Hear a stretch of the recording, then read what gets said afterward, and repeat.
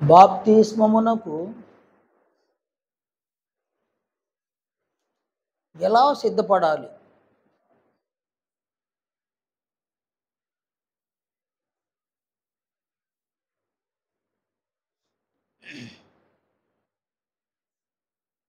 బాప్తిస్మమును గూర్చిన అవగాహన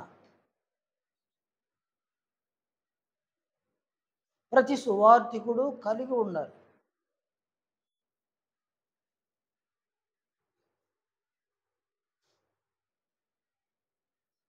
బాప్తిస్మము అనగానేమి? బాప్తిస్మమును ఎవరు ఏర్పరిచినారు? బాప్తిస్మము అను ఈ కార్యక్రమాన్ని ఎందుకు ఏర్పరిచినారు?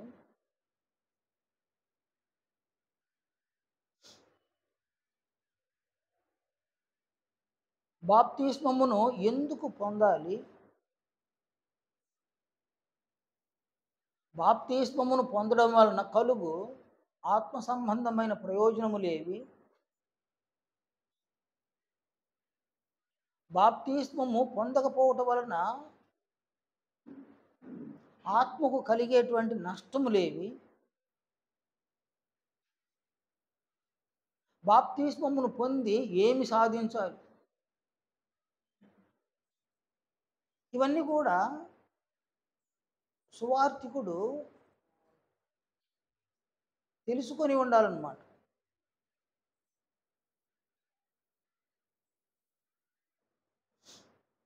ఇవి ప్రభువు అపోస్తలులు చెప్పిన సంగతుల నుంచి నేర్చేసుకోవాలన్నమాట. ఎవరైనా తెలిసిన దాన్ని చెప్పగలరు, తెలియని దానిని ఎవరు చెప్పలేరు అన్నమాట. తెలిసిన పనిని చేయగలరు, తెలియని పనిని ఎవరు చేయలేరు అన్నమాట. ఇది కూడా ఒక పని. ఈ లోకంలో జీవనోపాధి కొరకు అనేక పనులు ఉన్నాయి, కానీ ఇది మానవుల జీవితాలకు సంబంధించిన పని, మానవుల యొక్క ఆత్మలకు సంబంధించిన పని. జీవనానికి సంబంధించిన పనులను చాలామంది చాలా పర్ఫెక్ట్గా చేస్తారు. వారికి సమాజంలో ఒక మంచి గుర్తింపు ఉంటుంది అన్నమాట.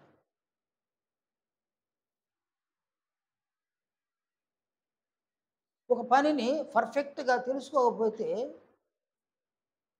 సమాజంలో అంతగా విలువ ఉండదన్నమాట. అలాగే సువార్త పనిని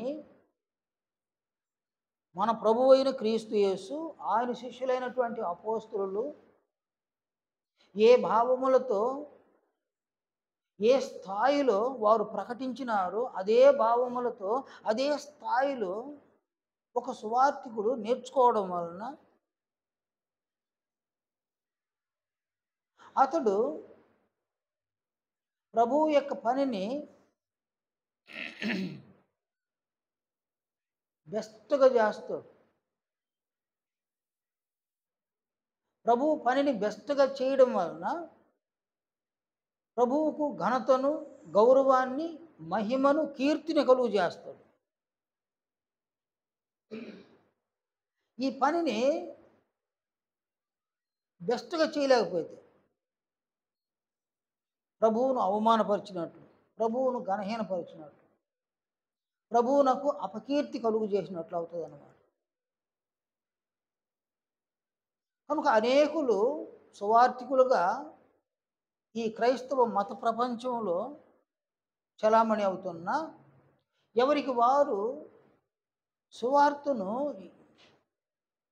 తెలిసి ప్రకటిస్తున్నారా, తెలియక ప్రకటిస్తున్నారని ప్రశ్న వేసుకోవలసిన ఆవశ్యకత ఉన్నా కూడా ఒక మొండి ధైర్యంతో నాకు అంతా తెలుసు, నాకు అంతా తెలుసు అని వాళ్ళు ఈ క్రైస్తవ మత ప్రపంచంలో ఉన్నారన్నమాట. మీరు అలా కాకుండా మీలో ఒకరైనా, ఇద్దరైనా, ముగ్గురైనా సువార్థికులుగా తయారైతే ప్రభువైన క్రీస్తు యేసు, ఆయన శిష్యులైనటువంటి అపోస్తలులు సువార్తను ఏ భావాలతో ప్రకటించినారో, ఏ స్థాయిలో ప్రకటించినారో అదే భావములతో, అదే స్థాయిలో మీరు చెప్పడానికి మీరు ప్రయాసపడి నేర్చుకోండి. ప్రతి శుక్రవారము ఈ సమయానికి మీరు చాలా ప్రయాసపడి వస్తున్నారన్నమాట. మనుషులందరూ కూడా దేనికి ప్రాధాన్యతనిస్తున్నారంటే జీవనమునకు ప్రాధాన్యత ఇస్తున్నారన్నమాట. పని చేసుకుంటే 4 రూపాయలు వస్తాయి, నా కుటుంబం బాగుంటుంది, మా అవసరాలు తీరుతాయి అనే భావన మనుషులు కలిగి ఉన్నారు. అటు ప్రతి మనుషుని యొక్క జీవితాన్ని ఆక్రమించింది ఏదంటే జీవితాన్ని ఆక్రమించేసింది అన్నమాట. కానీ మీరున్నారే, జీవనాన్ని ఈ దినమున జీవనాన్ని అలా పక్కకు నెట్టి, ఆదివారం సహితము జీవనం ఏదైనా దాన్ని పక్కకు నెట్టి మీరు ప్రయాసపడి ఆదివారము చేరి వస్తున్నారు సంఘముగా, శుక్రవారం ఇలాగున చేరి వస్తున్నారు సువార్తను నేర్చుకోవడానికి, సువార్థికులుగా తయారు కావడానికి. ఇంత ప్రయాసమును మీరు పడుతున్నారు కాబట్టి ఈ ప్రయాస ఫలించే విధముగా సువార్తను వారి స్థాయిలో, వారి భావాలతో మీరు నేర్చేసుకోవలసిన ఆవశ్యకత ఉందన్నమాట. మీరు బహుగా దీవింపబడుతున్నారు. మీరు ఎవరైనా సరే ఒక 2 ఆత్మలు 3 ఆత్మలు మీ జీవితకాలంలో రక్షించేస్తే, సువార్తను ప్రకటించి మీరు ధన్యులన్నమాట. మీరు ప్రభు అయిన క్రీస్తు యేసుకు ఘనతను, గౌరవాన్ని, మహిమను, కీర్తిని కలుగు చేసిన వాళ్ళు అవుతారన్నమాట. కనుక 2 ఆత్మలు 3 ఆత్మలను రక్షించాలనుకున్న వారి స్థాయిలో సువార్తను నేర్చుకోవాలి ప్రకటించడానికి. వారి స్థాయిలో నేర్చుకుంటే, నేను కత్తి పదునుగా ఉంటే ఎన్ని చెట్లైనా నరకదు దాన్ని. ఈ సువార్తను మీరు వారి స్థాయిలో నేర్చుకుంటే ఎన్ని ఆత్మలకైనా ప్రకటించే అవకాశాలను దేవుడు ఇస్తాడన్నమాట. మీరు జీవించవచ్చు, మీరు ప్రకటించవచ్చు, మీ జీవితాన్ని అనేకులకు అగుపరచవచ్చు, అనేక జీవితాలను మార్చవచ్చు, అనేక జీవితాల్లో వెలుగును నింపవచ్చు. మీరు వెలుగు సంబంధులు కావచ్చు, అనేకులను వెలుగు సంబంధులుగా మార్చేయవచ్చు. అంతిమంగా మనం తీసుకొని వెళ్ళగలిగేది ఏమి లేదు, అంతా భ్రమలే, తీసుకొని వెళ్ళగలిగేది ఏమి లేదు. ఈ పనిని మాత్రం మనం తీసుకొని వెళ్తాం, ఈ జ్ఞానాన్ని తీసుకొని వెళ్తాం, ఈ విశ్వాసాన్ని తీసుకొని వెళ్తాం. ఈ క్యారెక్టర్ ఉంది, క్రీస్తును పోలిన క్యారెక్టర్ను సంపాదించుకుంటామే, ఈ క్యారెక్టర్ని మనం తీసుకొని వెళ్తాం. అంత అద్భుతమైనటువంటి ఒక పని అన్నమాట. అందువలన మీరు ఈ సంగతులను వింటూ ఉండగా దీన్ని నేర్చుకోవడానికి ప్రయాసపడండి. కనుక గత వారంలో మనం ఏమి నేర్చుకున్నాము అని అంటే, బాప్తిస్మము పొందేటువంటి వాడు బాప్తిస్మమునకు ముందు ఎలా సిద్ధపడాలి అని మనం నేర్చుకున్నాం అన్నమాట.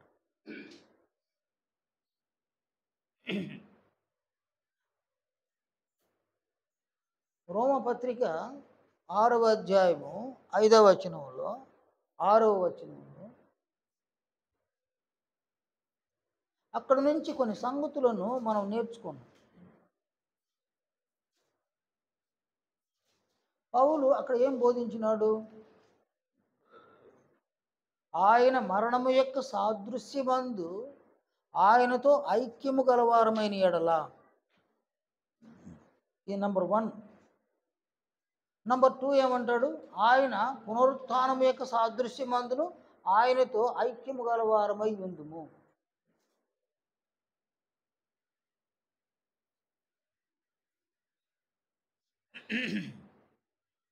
కనుక బాప్తిస్మము పొందుటకు ఒక వ్యక్తి లేక ఒక ఆత్మ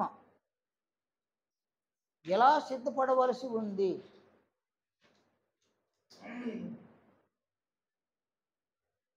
ఆయన మరణం యొక్క సాదృశ్యమందు ఆయనతో ఐక్యము గలవారుగా ఉండవలసి ఉందన్నమాట. పురుషులైనా స్త్రీలైనా. అంటే ప్రభువు యొక్క మరణాన్ని సాదృశ్యంగా తీసుకోవాలి బాప్తిస్మమునకు సిద్ధపడేవారు.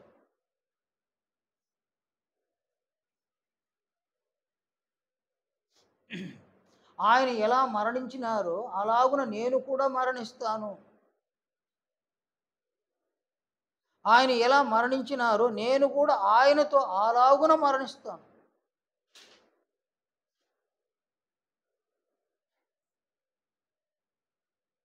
పేతురు తన మొదటి పత్రిక 2వ అధ్యాయము 21వ వచనంలో పేతురు సెలవిచ్చిన ఆ మాటలు చూడండి. 22వ వచనంలో ఆయన పాపము చేయలేదు, ఆయన నోటను ఏం లేదన్నాడు, ఆయన ఏ కపటమును లేదు. అంటే యేసు ప్రభు ఏం చేయలేదు అన్నాడు ఈయన? ఆయన పాపము చేయలేదు.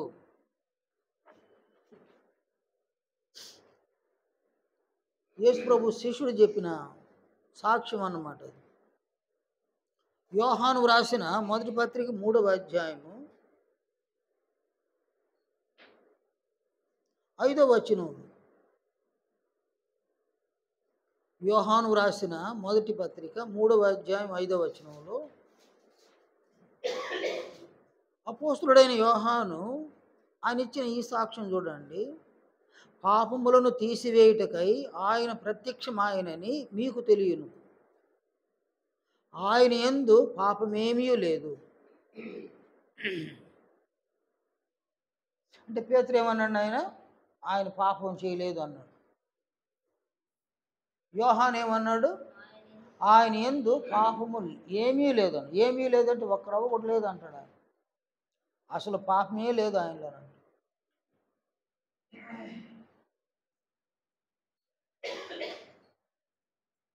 యేసు ప్రభువు పాపం చేయలే. ఆయన పరిశుద్ధుడు అన్నమాట. హెబ్రీ పత్రిక 7వ అధ్యాయము 26వ వచనం. హెబ్రీ గ్రంథకర్త ప్రభువును గురించి ఇలా సాక్ష్యం ఇచ్చినాడు.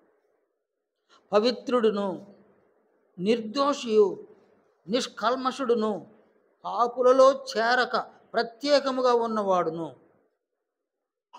అని ఈయన ఇచ్చిన స్టేట్మెంట్ చూడండి. పవిత్రుడు ఎవరిని గురించి చెప్పినాడు ఈయన? నిర్దోషి, నిష్కల్మషుడు, ఎవరిలో చేరలేదు ఈయన? పాపుల మధ్యనే తిరిగినా కూడా ఆయన పాపులలో చేరల. పాపుల్లో చేరడం అంటే ఏంది నాయన? పాపుల్లో చేరడం అంటే ఏంది?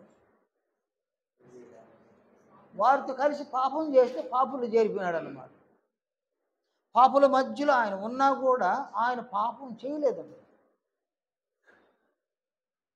అందువలన పరిశుద్ధుడు, నిర్దోషి, నిష్కల్మషుడు అయినాడు అనమాట.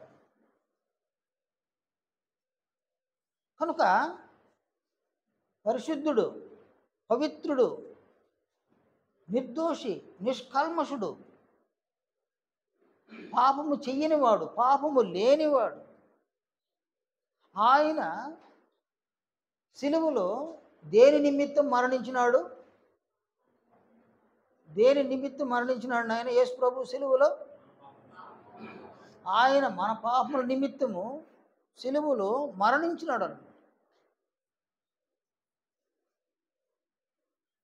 సిలువలో ఆయన 2 రకములైనటువంటి మరణాన్ని కలిగినాడు యేసు ప్రభు.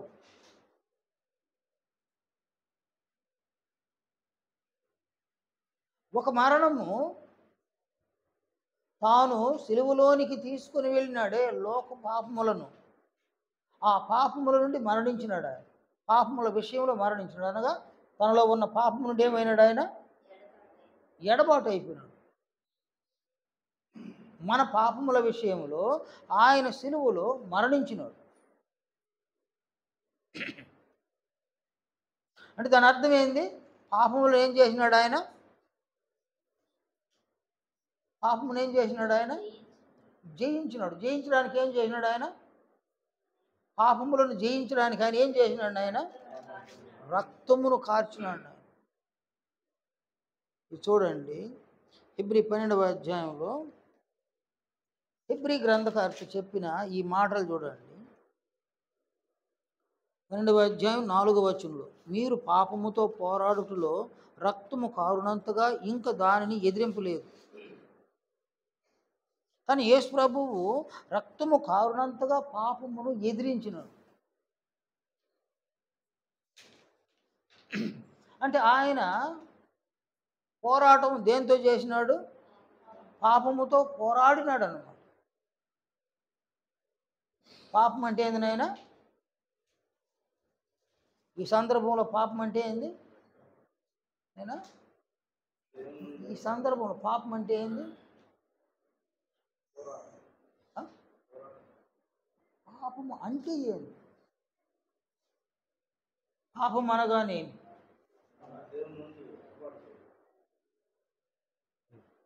ఆజ్ఞ అతిక్రమం పాపం. యోహాను మొదటి పత్రిక 3:4 వచనంలో, పాపము చేయ ప్రతివాడును ఆజ్ఞను అతిక్రమించును, ఆజ్ఞ అతిక్రమమే పాపం కదా. సింపుల్గా పాపం అంటే ఆజ్ఞాతిక్రమం. ఎవరి ఆజ్ఞ అతిక్రమించడము?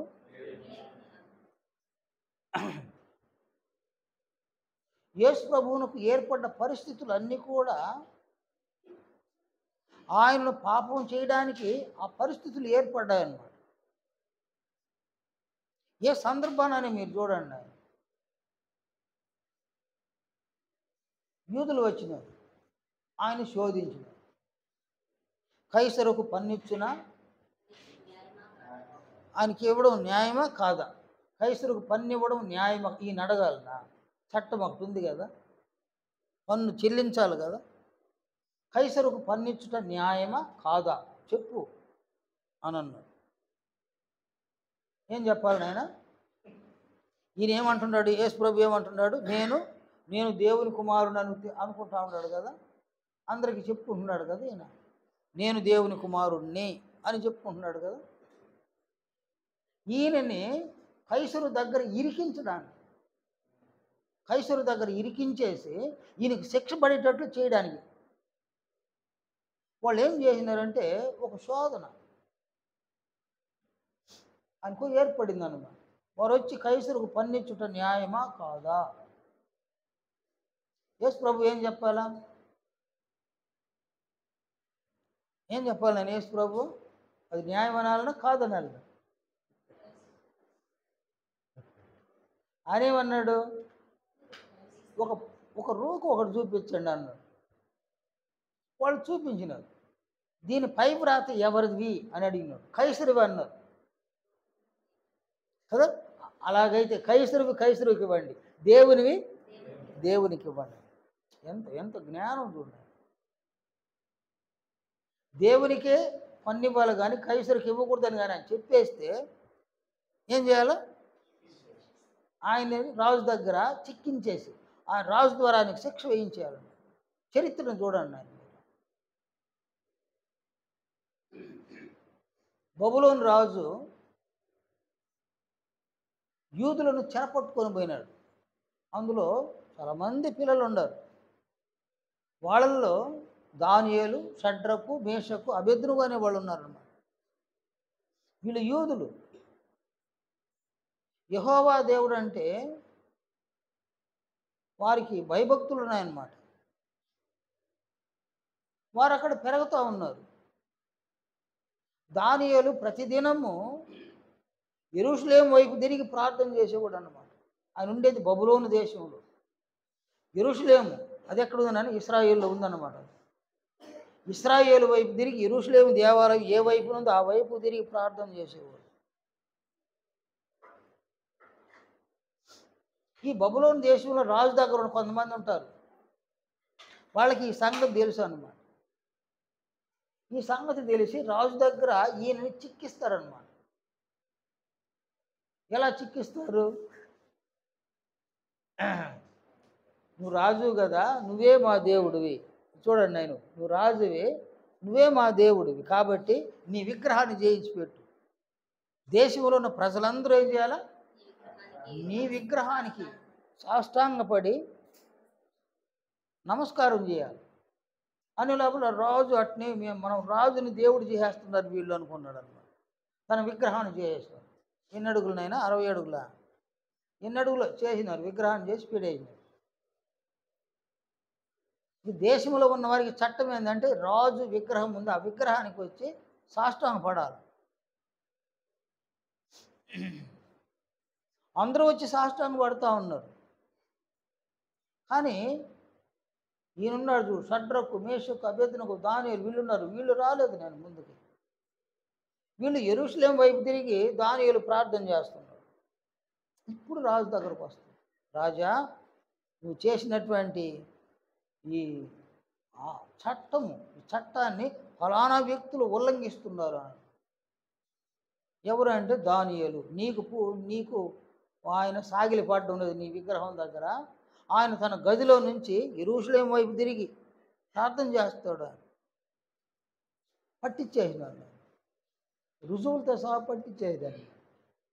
కాబట్టి రాజుని ఒక విగ్రహం చేసి పెట్టి దేశంలో ఉన్న ప్రజలందరూ నిన్ను దేవుడుగా పూజించాలని రాజుకు సెలవీయడంలో ఉన్న ఆంతర్యం ఏంది? దానియేలుని, షడ్రక్కుని, మేషక్కుని, అబేద్నెగోని వీళ్ళని లేని కూడా చంపించేయాలన్నమాట. అది ప్లాన్ అన్నమాట. అలాంటి ఒక ప్లాను యేసు ప్రభువుని కైసరుకు పట్టించేసి కైసరు మూలంగా యేసు ప్రభువుని చంపించేయాలి అని. కాబట్టి ఇక్కడ యేసు ప్రభువు ఏమని చెప్పాలి? నాయన, కైసరుకు పన్నిచ్చునా, ఇచ్చుడు న్యాయమా కాదా అని అడిగినప్పుడు ఏం చెప్పాలి యేసు ప్రభువు? వాడికేంది పన్నిచ్చేదా అనాలన్నమాట. కానీ ఆయన సత్యవంతుడు యేసు ప్రభు. ఎందుకంటే రాజులను ఏర్పరిచింది ఎవరు? రాజులను ఏర్పరిచింది ఎవరినైనా? దేవుడు కదా. కనుక రాజులకు సైతము ప్రజలు ఏం చేయాలా? లోబడాలి. యేసు ప్రభు ఎవరక్కడ? ప్రజలలో ఒకడు కదా. ప్రజల్లో ఒకడు అని ఎంత జ్ఞానంగా ఆలోచన చేసి, అందువలన ఒక రూపు చూపించమని పై వ్రాత ఎవరిదని అడిగితే కైసరు అంటే కైసరువుకి ఇవ్వండి, దేవునికి ఇవ్వండి. కనుక అక్కడ కైసరుకు పన్నివ్వడం న్యాయం కాదు అని అంటే అది ఏమవుతుంది? అక్కడ దేవుని ఆజ్ఞను అతిక్రమించినట్టు. అప్పుడేమైపోతాడు? ఈయన పాపి అయిపోతాడు.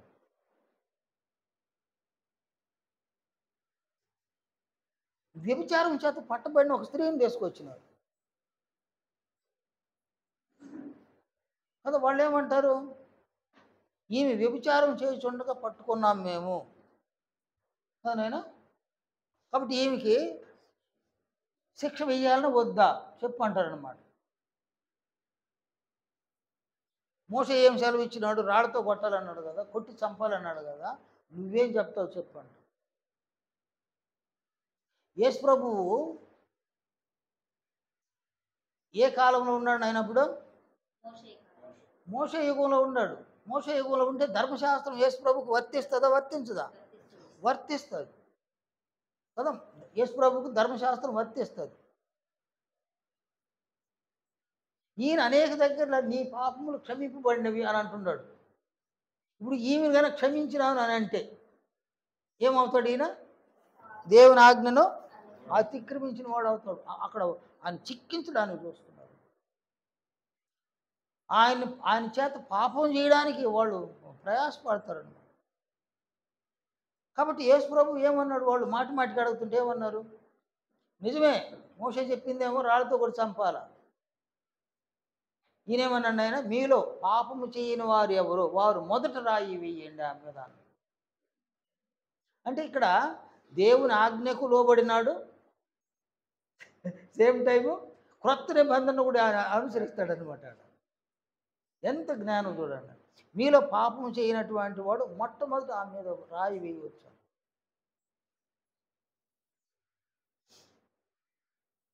కనుక ఇక్కడ అనేక సందర్భాలలో యేసు ప్రభు పాపం చేసే విధంగా అనేక పరిస్థితులు వచ్చినాయి అన్నమాట.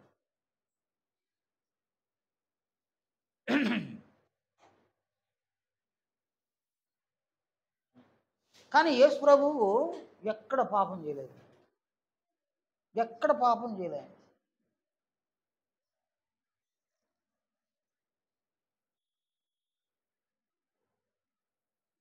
ఆయన సిలువలో మరణించేంత వరకు పాపం చేయలేదు.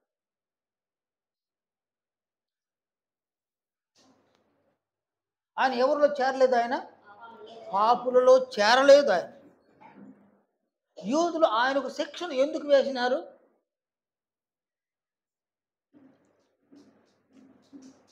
కదా, యూదులు యేసు ప్రభువుని ఒక శిక్ష వేసినారు కదా. ఎందుకు వేసినారు ఆయనకు శిక్ష?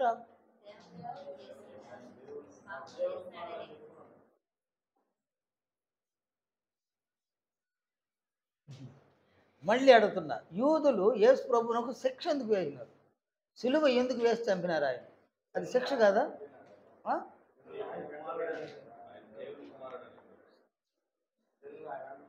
యూదులు ఎవరు కదా నాయన? యోహాను సువార్త 8వ అధ్యాయంలో మీరు మీ తండ్రి పనులే చేస్తున్నారంటే మేము అబ్రహాం సంతానము, మేము దేవుని సంతానం సగర్వంగా చెప్పుకుంటారు.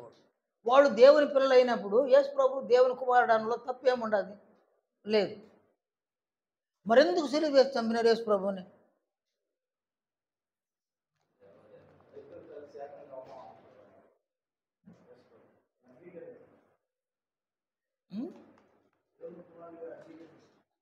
దేవుని అదంతా కాదు నాయన. ఆయన ఎవరిలో చేరలేదు, ఆయన వాళ్ళలో చేరిపోయింటే ఆయన చంపుకుంటారు అనమాట. ఏనైనా వాళ్ళతో కలిసి పాపాలు చేసి ఉంటే ఆయన చంపుకుంటారు వాళ్ళు. ఆయన చంపడానికి గల కారణము ఆయన పాపం చేసే విధంగా ఎన్నో ప్రయత్నాలు చేసినారు, ఆయన పాపం చేయరు. ఆయన పాపులలో ఏమైనాడు? ఆయన ప్రత్యేకింపబడ్డాడు అనమాట. పాపుల్లో నుండి ప్రత్యేకింపబడ్డాడు. ఆయన తమతో కలిసిపోలేదని కదా నేను, ఆయన పాపులలో కలిసిపోలేదని ఆయన సిలువ వేసి చంపినారు. ఇది ఒక కోణం అన్నమాట. నేను చెప్పేది ఇది ఒక కోణం అన్నమాట. పాపులతో కలిసిపోయి ఉంటే, ఆయన పాపులతో చేరిపోయి ఉంటే సిలువ వేసి చంపుకుంటారు అన్నమాట. సిలువ వేసినారంటే దాని అర్థమైంది,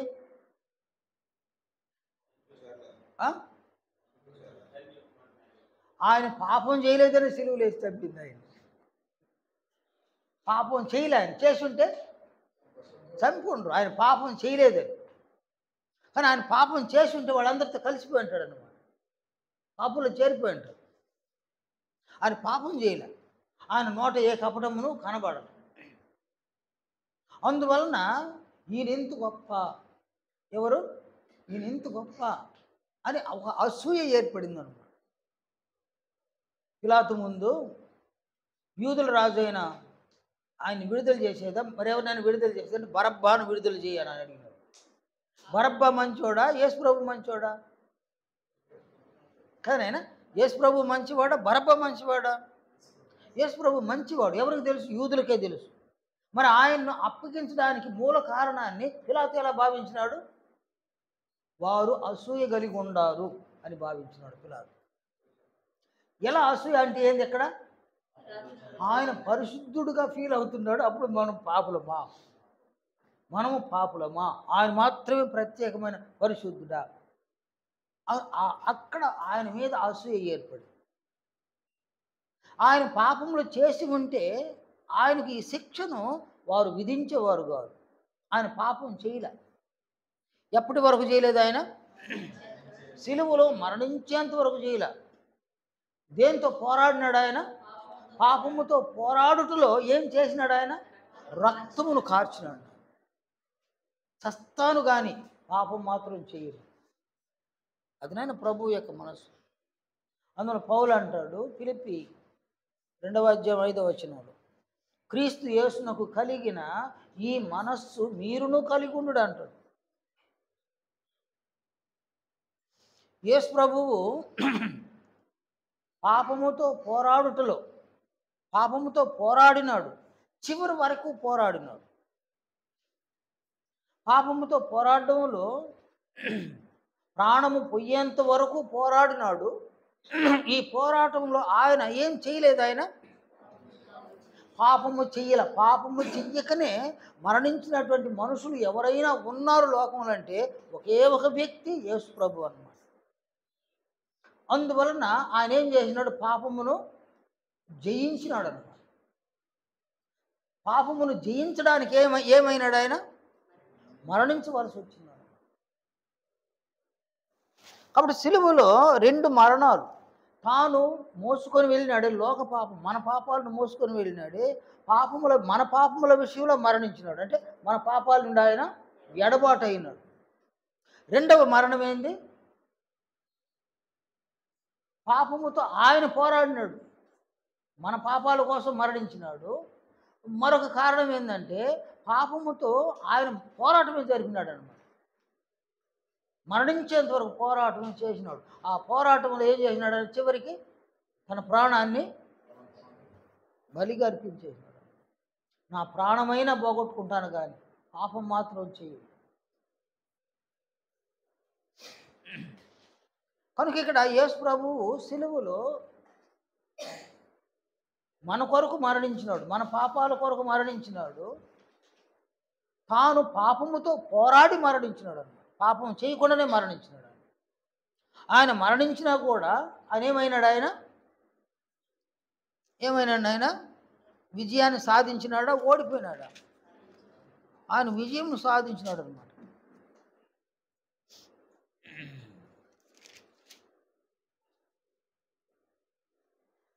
కనుక క్రీస్తు యొక్క మరణము మనము సాదృశ్యంగా తీసుకోవాల్సిన ఆవశ్యకత ఉందన్నమాట. ఆయన మరణం యొక్క సాదృశ్యమందు ఆయనతో ఐక్యము గలవారమైన ఎడల ఎవరు వాళ్ళు? బాప్తిస్మం పొందాలనుకున్నవాడు. నేను ఈ సంగతులు ఆలోచన చేయాలి. ఆయన పీటర్ ఈ సంగతులు ఆలోచన, ప్రకాష్ ఈ సంగతులు నీ భార్య గురించి చెప్పినాను, కనబడాలి. నువ్వు బాప్తిస్మమునకు సిద్ధపడాలి అని అనుకున్నప్పుడు ఏం జరగాలంటాడు పౌలు ఇక్కడ? ఆయన మరణం యొక్క సాదృశ్యమందు ఆయనతో ఐక్యము గలవారమై ఉండాలి. అంటే ఆయన మరణమును మనం ఎలా తీసుకోవాలి? సాదృశ్యంగా తీసుకోవాల్సి ఉందన్నమాట. ఆయన ఎలాగున మరణించినాడో అలాగున మనమును మరణించాలి.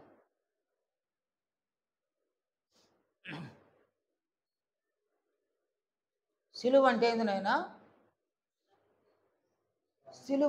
సిలువ అనగా శ్రమలతో కూడిన మరణం. ప్రభువు సిలువలో మన పాపముల నిమిత్తము మరణించినాడు. బాప్తిస్మము పొందాలనుకున్నటువంటి వారు క్రీస్తు యొక్క మరణమును సాదృశ్యంగా తీసుకోవడం వల్ల ఏం జరిగించాలాడ? ఏం చేయాలి? అయినా మన పాపముల నిమిత్తము మనము మరణించాలి. నీ పాపముల నిమిత్తము ప్రభువు మరణించగా నీ పాపముల నిమిత్తము నీవు మరణించడం అనేది గొప్ప విషయం ఏం కాదు. కానీ నీవు మరణించాలి. నీ పాపముల విషయంలో మరణించాలి అంటే దాని అర్థం ఏంది నాయన? పాపముల విషయంలో చనిపోవడం అంటే దాని అర్థం ఏంది? దాని అర్థం ఏంది నాయన? ఆయన చిరంజీవి మరణించడం అంటే పాపము నుండి ఎడబాటు అయిపోవడం. విడాకులు అంటే ఏంది నాయన? విడాకులు అంటారు కదా, డైవర్స్ అంటారు కదా, ఏంది అది? ఎవరు విడిపోవడం కదా. భార్య భర్తలు విడిపోవడానికి ఏం తీసుకుంటారు? వీళ్ళు ఇచ్చిపుచ్చుకుంటారు, డైవర్స్ ఇచ్చుకుంటారు. పాపానికి ఏం చేయాలి నాయన? డైవర్స్ ఇచ్చేసిన తర్వాత మళ్ళీ మనం కలిసి కాపురం చేసుకుందామంటే సిగ్గుడ్డే కథ అనేది. చదవండి. 2వ వచనంలో ఏమంటే రోమపత్రిక 6వ అధ్యాయము 2వ వచనంలో అని అంటాడు, పాపము విషయమై చనిపోయిన మనము ఇక మీదట ఎలాగూ దానిలో జీవించుదము. అంటే డైవర్స్ అయిపోయింది, మళ్ళీ మళ్ళీ జీవించాలండి. ఎవరితో కలిసి జీవించడము? పాపంతో కలిసి జీవించడం. అది ఎట్ట సాధ్యం అంటాడు ఆయన. ఒకసారి డైవర్స్ అయిన తర్వాత మళ్ళీ ఎట్ట కలిసి కాపురం చేస్తావు పాపంతో అని అంటాడు అన్నమాట. కనుక పాపముల విషయంలో మరణించడం అంటే ఎడబాటు అయిపోవడం, అది ఒక నిర్ణయం. ఈ నిర్ణయం ఎలా ఏర్పడుతుంది? నిర్ణయం ఎలా ఏర్పడుతుంది నాయన?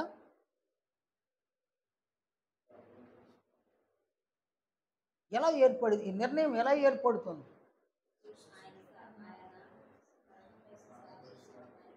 పాపము వలన నీ ఆత్మ ఎంత డ్యామేజ్ అయిపోయింది అది అర్థమైతే నేను జాండీస్ వచ్చింది, నేను ఏం చేస్తుంది అది? జాండీస్ వస్తే ఏమవుతుంది నాయన? ఫీవర్ వస్తుంది. ఫస్ట్ ఏమవుతుంది నాయన? ఫీవర్ వస్తుంది, హెడేక్ వస్తుంది, బాడీ పెయిన్స్ వస్తుంది, కీళ్ళ పెయిన్ వస్తుంది అనమాట. దానైనా ఆకలి మందగించిపోతుంది, ఆకలి పూర్తిగా మందగించిపోతుంది. ఏది తినాలన్నా ఇష్టపడదు అనమాట, ఏది త్రాగాలన్నా ఇష్టపడదు అనమాట. అనేక సందర్భాల్లో వామిటింగ్స్ అయిపోతాయి అనమాట. తిన్న ఆహారం వామిటింగ్స్ అవుతుంది. క్రమంగా గంటలు గడిచే కొద్ది అది ముదిరిపోద్ది అనమాట. జాండీస్ ముదరతా వస్తుంది అనమాట. ప్రారంభంలోనే దాన్ని తెలుసుకోగలిగితే అదృష్టవంతుడు. అది ముదిరిన తర్వాత తెలుసుకున్నప్పుడు ఏం చేయలేరు. కనుక జాండీస్ యొక్క ప్రభావము శరీరం మీద పడుతుందన్నమాట.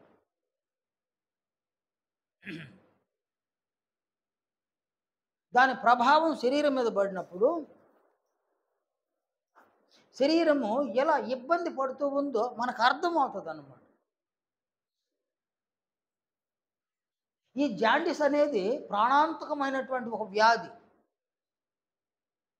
ఈ ప్రాణాంతకమైనటువంటి వ్యాధి నా శరీరానికి సంభవించింది అని కానీ అర్థమైతే, పాతకాలంలో అంతా దాన్ని కనుక్కోవడానికి అనేక పద్ధతులు ఉండేటివి అన్నమాట. ఇప్పుడు బ్లడ్ టెస్ట్ వచ్చిందన్నమాట. ఒకసారి బ్లడ్ టెస్ట్ చేస్తే ఈ జాండీస్ ఏ శాతం ఉందో చెప్తారనమాట. స్టార్టింగ్ స్టేజ్లో ఉందా, కానైనా అది ముదిరిపోయిందని కూడా చెప్తారనమాట. కనుక జాండీస్ అనేది బాడీలో ఉంది అని అర్థమైతే ఏం చేస్తారు నాయన? అది ప్రాణాంతకమైన వ్యాధి. మా చెల్లెలు కొడుకున్నాడు ఆయన, పెద్దోడు బొబ్బులు ఉన్నాడు కదా, ఇప్పుడు అంత పిల్లోడు నేను. వాడికి రోజు జ్వరం వస్తూ ఉంది. మా చెల్లెలు వాడిని తీసుకొని ఆ డాక్టర్ దగ్గర చూపించి బాగాల, ఈ డాక్టర్ దగ్గర చూపించి బాగాల, ఒక 5-6 మంది డాక్టర్లు చూపించేసింది అనమాట. ఎక్కడ బాగాల. ఒక నాటు వైద్యుని దగ్గర తీసుకుపోయిందనమాట. వాని దగ్గరికి వెళ్ళేసరికి అది బాగా ముదిరిపోయినారు. జాండీస్ ముదిరిపోయిందనమాట. అంటే తలకెక్కల, ఇంకా బాడీ అంతా స్ప్రెడ్ అయింది. తలకెక్కితే చచ్చిపోతాడు. ఆ నాటు వైద్యుడు చూసి, ఇంకా తలకెక్కలేదమ్మా, బాడీలోనే ఉంది, తలకు కానీ ఎక్కితే చచ్చిపోతాడు. ఇప్పుడు నేను చేసే వైద్యం కూడా ఏమో నమ్మశక్యం కాదు. అతను చెప్పేసినాడు, నేను చేసే వైద్యం కూడా నమ్మశక్యం కాదు అని వైద్యం చేసి పంపించేసి, నేను ఎక్కడో క్లాస్కి వెళ్ళినాను. క్లాస్కి వెళ్ళి 1 గంటకి ఇంటికి వచ్చినాను. మంచి ఎండ, ఇటువంటి వేసవి కాలం అన్నమాట. 1 గంటకి ఇంటికి వచ్చిన ఇంట్లో నా భార్య పిల్లకాయలు ఎవరు కనిపించలే, వాకిట్లో కూడా ఎవరు కనిపించలే. ఎక్కడికి వెళ్ళినారు బాబు వీళ్ళందరూ అనుకుంటా నేను డ్రెస్ చేంజ్ చేసుకొని చూసిన. అక్కడ చూస్తే మన కిటికీ ఉండలేదు నాయన. ఆ కిటికీ లోపలికి వచ్చి వీడు గడగడ ఆడుతూ కూర్చొని అన్నాడు. వాడిని చూడగానే నాకు భలే బాధ అనిపించేసి ఆ సీన్ నేను ఇంకా కూడా నా కంటికి కనబడుతుంది. ఆ సీన్లో వాడిని చూస్తే చిన్న బిడ్డ, ఎవ్వరు లేరు, అట్నే వణకతా వచ్చి కిటికీ దగ్గర లోపల కూర్చున్నాడు. లోపల గదిలో నుంచి బయట చూస్తే కూర్చొని వణకుతా ఉన్నాడు అన్నమాట. ఏమిరా అన్న. వాడేం చెప్పలే, గమ్మున ఉన్నాడు. వాడికి అర్థం కాదు. వాడు చిన్న బిడ్డ. ఆమె అక్కడికి నాటు వైద్యం దగ్గర తీసుకొని వచ్చింది కూడా నాకు తెలియదు అన్న. తర్వాత పిలిచి నేను ప్రార్థన చేసినాను బిడ్డ కోసం. 3వ రోజు ఏమి వెళ్ళాలి వాడు. అప్పుడు తెలిసింది నాకు నాటు మంది తీసుకొని వచ్చున్నారు అనేసి. 3వ రోజు వెళ్ళినారన్నమాట. అక్కడ వైద్యుడు, అదృష్టం మీకు, తలకెక్కిపోద్ది అనుకున్నాను నేను, తలకెక్కలేదు. బిడ్డ బతుకుతాడు, ఇంక బిడ్డ బతుకు. జాండీస్ అనేది ప్రాణాంతకమైన వ్యాధి. అలాంటి వ్యాధి చిన్న బిడ్డలో ఉంది కాబట్టి ప్రాణభయం వాడికి. మనలాంటి వాళ్ళకి కనుక వస్తే ప్రాణభయం మన ముఖంలో కనిపిస్తుంది అన్నమాట. ప్రాణభయము ఏర్పడ్డప్పుడు మనం ఏం చేస్తాము నేను నా శరీరంలో ఉన్న ఆ జాండీస్ ఎలా పోతుంది రష్ హాస్పిటల్ కాడ ఉన్నాను నేను. ఒక పేషెంట్ అంబులెన్స్లో వచ్చినారు. మరీ సన్నగా ఉన్నాడు, ఎండిపోయినాడు అన్నమాట. అతన్ని తీసుకొని లోపలికి వెళ్ళినాడు. స్ట్రక్చర్ మీద పెట్టుకొని లోపలికి తోసుకొని పోయిన 10 నిమిషాలకు మళ్ళీ తీసుకొచ్చేసినారు, ఎక్కిచ్చేస్తున్నారు అంబులెన్స్.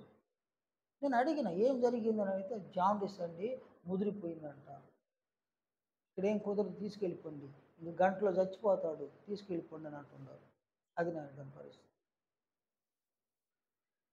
కనుక జాండీస్ ఎంత ప్రాణాంతకమైనటువంటి వ్యాధి, పాపము కూడా ఆత్మను చంపి అంత ప్రాణాంతకమైనటువంటి వ్యాధి. ఏది? పాపం అనేది. నన్ను మీరు అర్థం చేసుకోవడానికి చెప్తున్నాను నేను.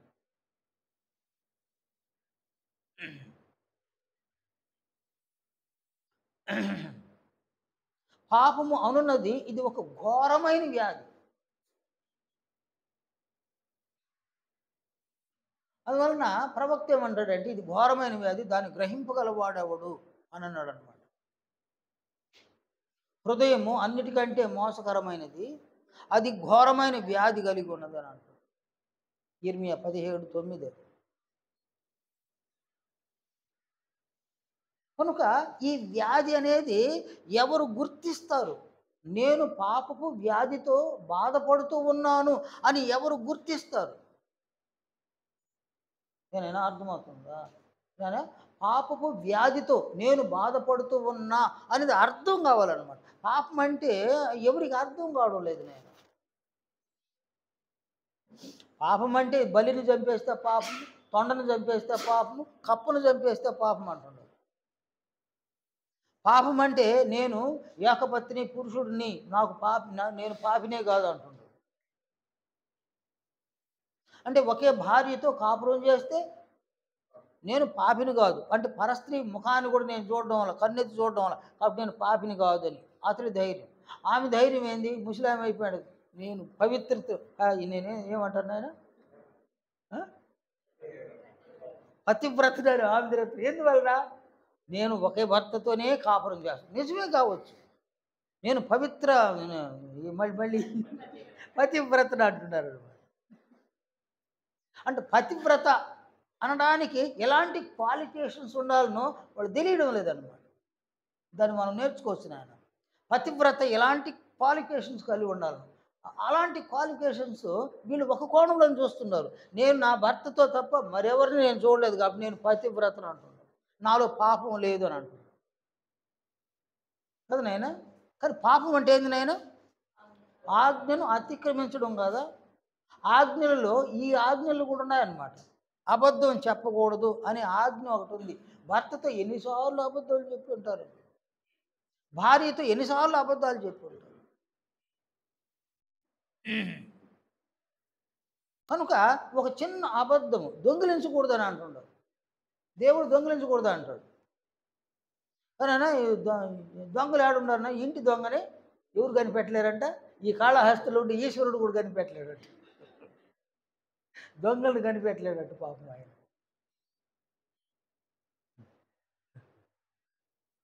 కాబట్టి ఇక్కడ మనం ఎప్పుడైనా దొంగతనం చేసి ఉన్నామా? ప్రాక్టికల్గా నాయన నువ్వు ఎప్పుడైనా దొంగతనం చేసి ఉన్నావా? పీటర్ చేసి ఉండవు. నువ్వమ్మా నువ్వు నిజం చెప్పు. ప్రకాష్ నువ్వు ఎప్పుడైనా దొంగతనం చేసి ఉండవా? ఆమెడ నువ్వు దొంగతనం చేసి ఉండవమ్మా?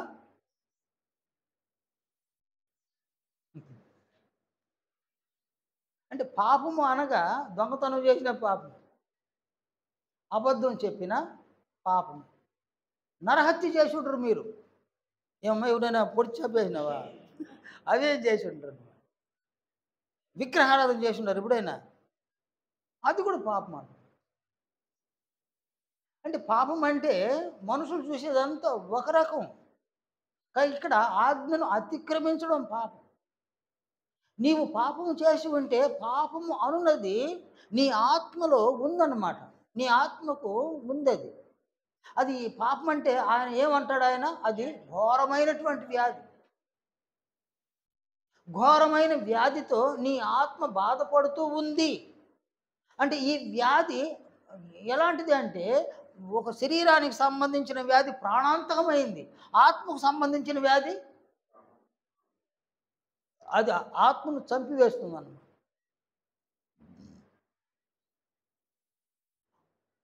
అంటే నీ దేవుని యొద్ద నుండి నిన్నేం చేస్తుంది? అది ఎడబాటు చేస్తుంది.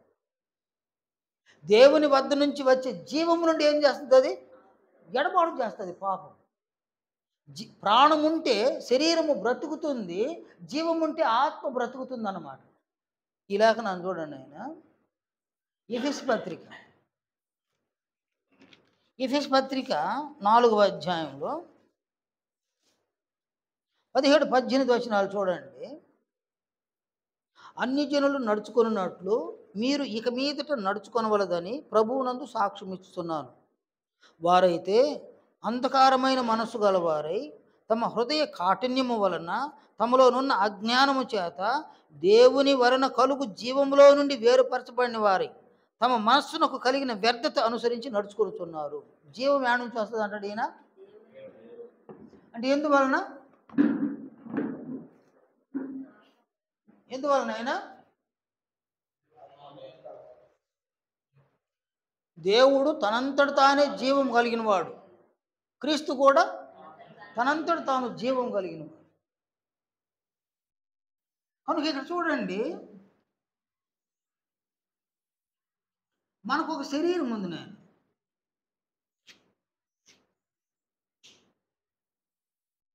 ఇది మన శరీరం.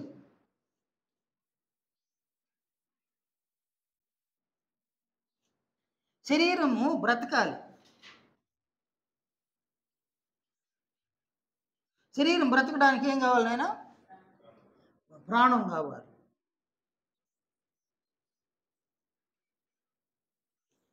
శరీరం బ్రతుకుటకు కావలసిన ఈ ప్రాణం దేంట్లో ఉంది? కాబట్టి రక్తంలో ఉందన్నమాట.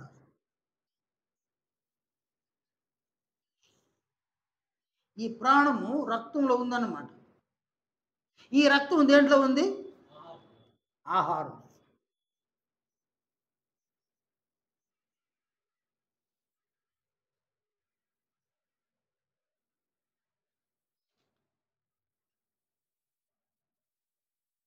అంటే ఈ మూడింటిలో ఉందన్నమాట. కాబట్టి రక్తము ఆహారంలో ఉంది. ఆహారమును మనం ఏం చేయాలి నాయన? సంపాదించుకోవాలి. ఎంత బెస్ట్ ఆహారాన్ని మనం భుజిస్తాము అంతగా మన రక్తము బాగుంటుంది అన్నమాట. శరీరము బలంగా ఉంటుంది అన్నమాట.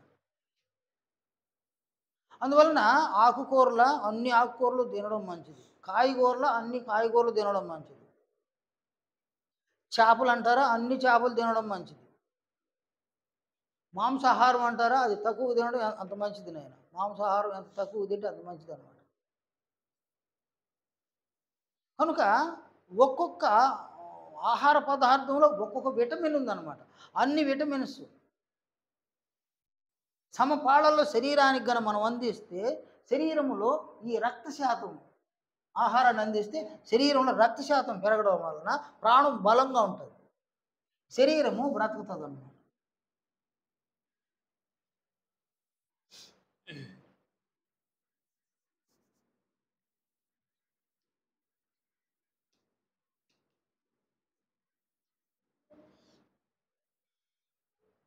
కాబట్టి ఇక్కడ అదేవిధంగా మనల్లో ఆత్మ అనేది ఒకటి ఉంది నాయన. ఒరిజినల్ ఇదే, మనం ఆత్మలము. మన ఆత్మ బ్రతకాలి.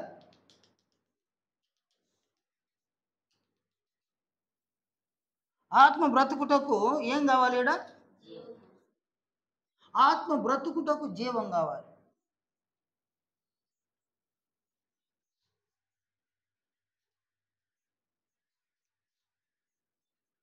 జీవం కావాలన్నమాట.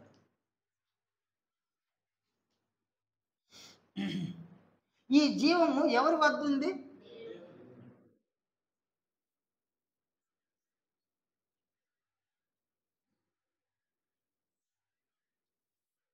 దేవుని వద్ద జీవం ఉన్నదన్నమాట.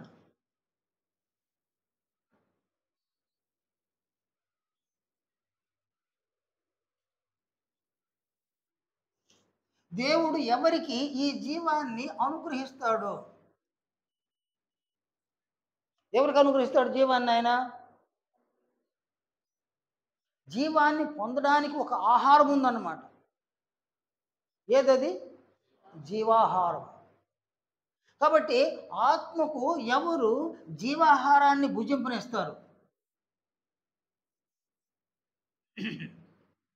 కాబట్టి జీవాహారం అంటే ఏది నాయనా?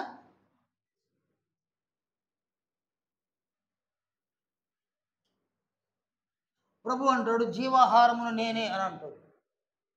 ఈ జీవాహారం అనగా వాక్యమును ఎవరైతే హృదయములో మనస్సులో నింపుకుంటారో, ఎవరైతే వాక్యాన్ని అనుసరించి జీవిస్తారో,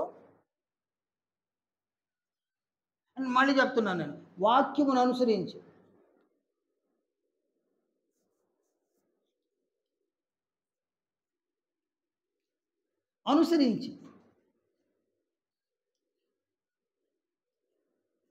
ఎవరైతే జీవిస్తారో,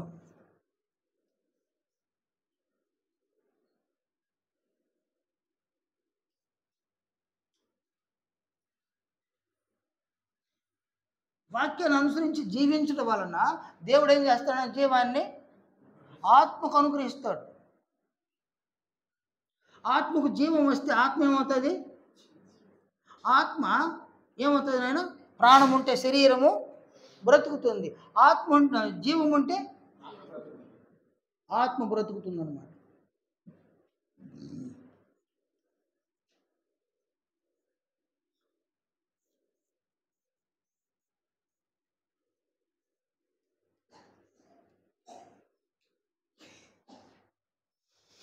కానీ ఏ వ్యక్తి అయినా ఈ జీవాహారం ఉందే దాన్ని భుజించకుండా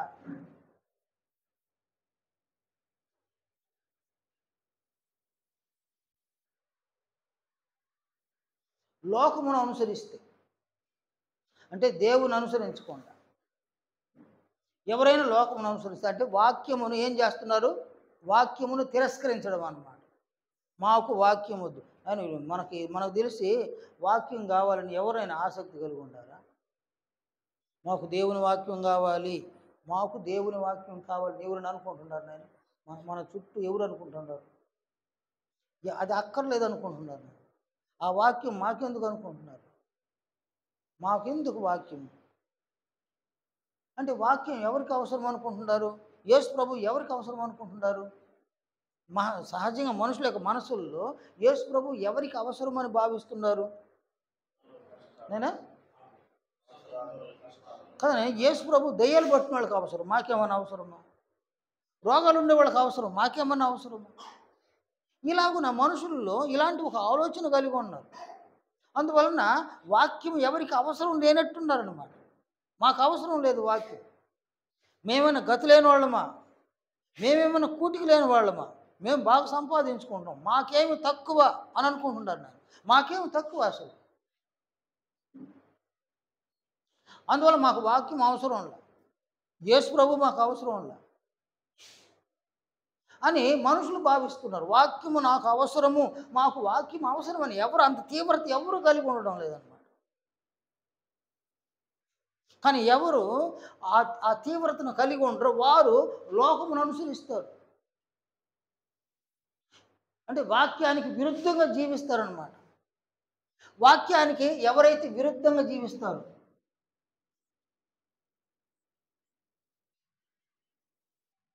విరుద్ధంగా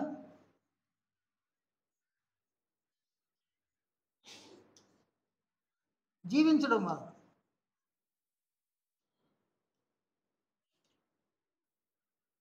ఏం జరుగుతుంది? ఇక్కడ వాక్యానికి విరుద్ధంగా జీవించడం వలన ఇలాంటి వారి ఆత్మ ఉందన్నమాట.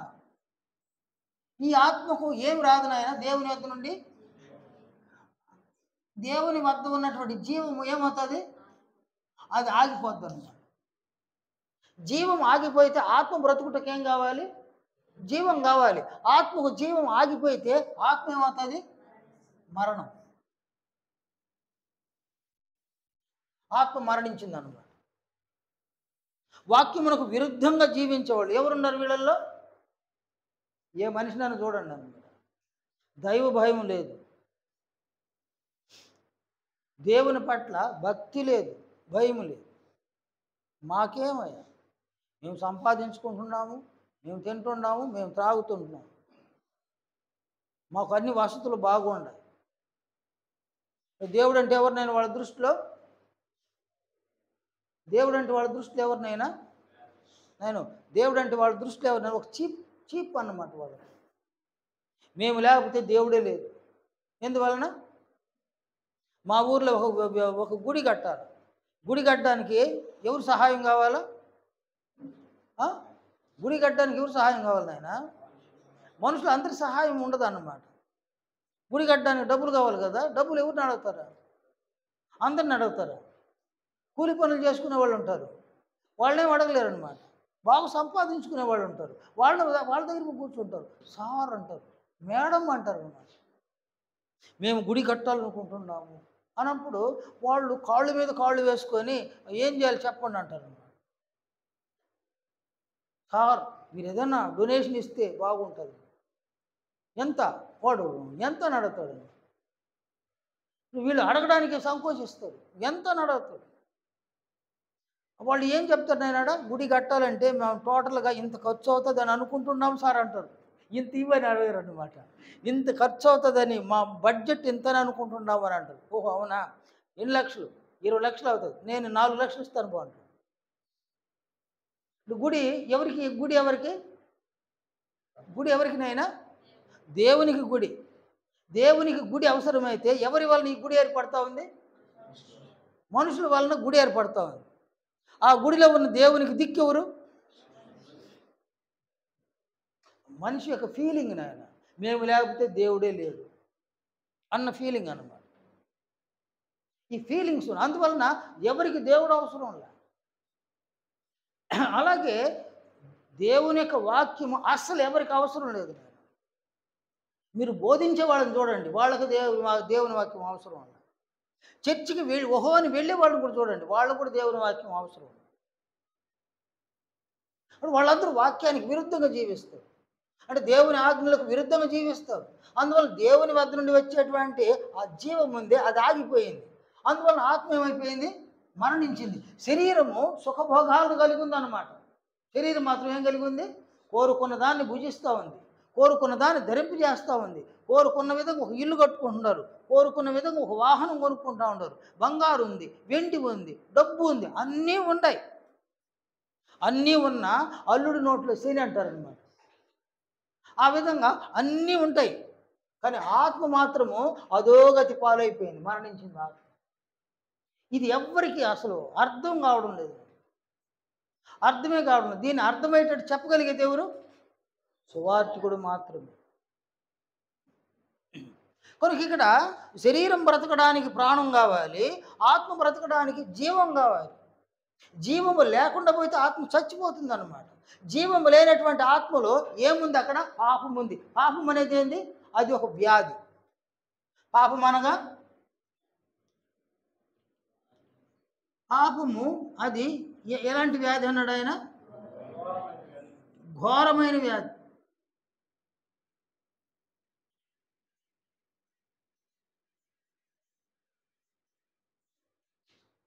ఇది ఘోరమైనటువంటి వ్యాధితో ఆత్మ పీడింపబడతా ఉంది అని ఎవ్వరు అర్థం చేసుకోవడం లేదు.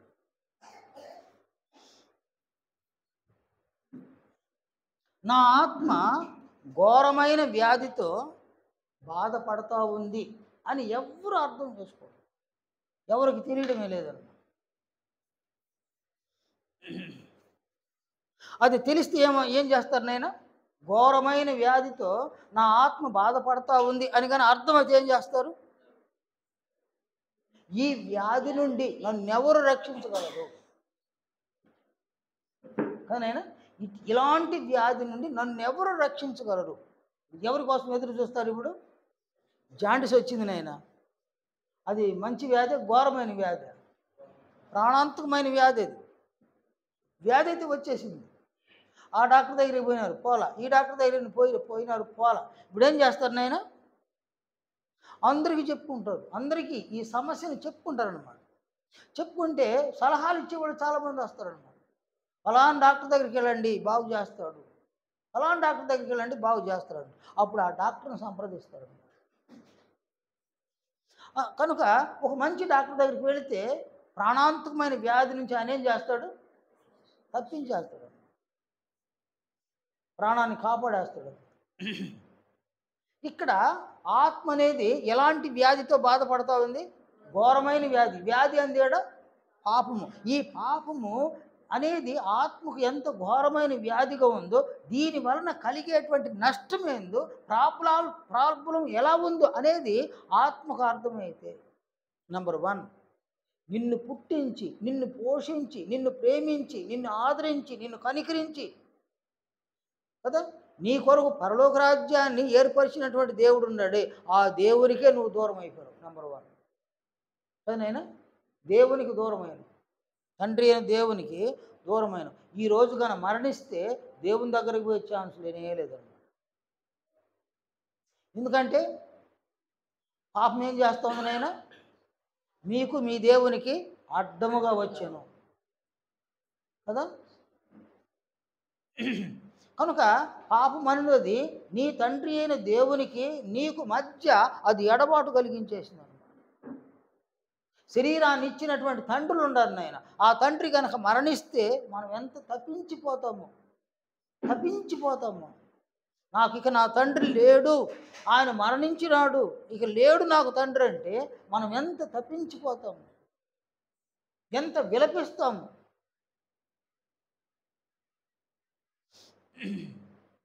కానీ ఆ తండ్రి ఎడబాటు అయిపోయినాడు.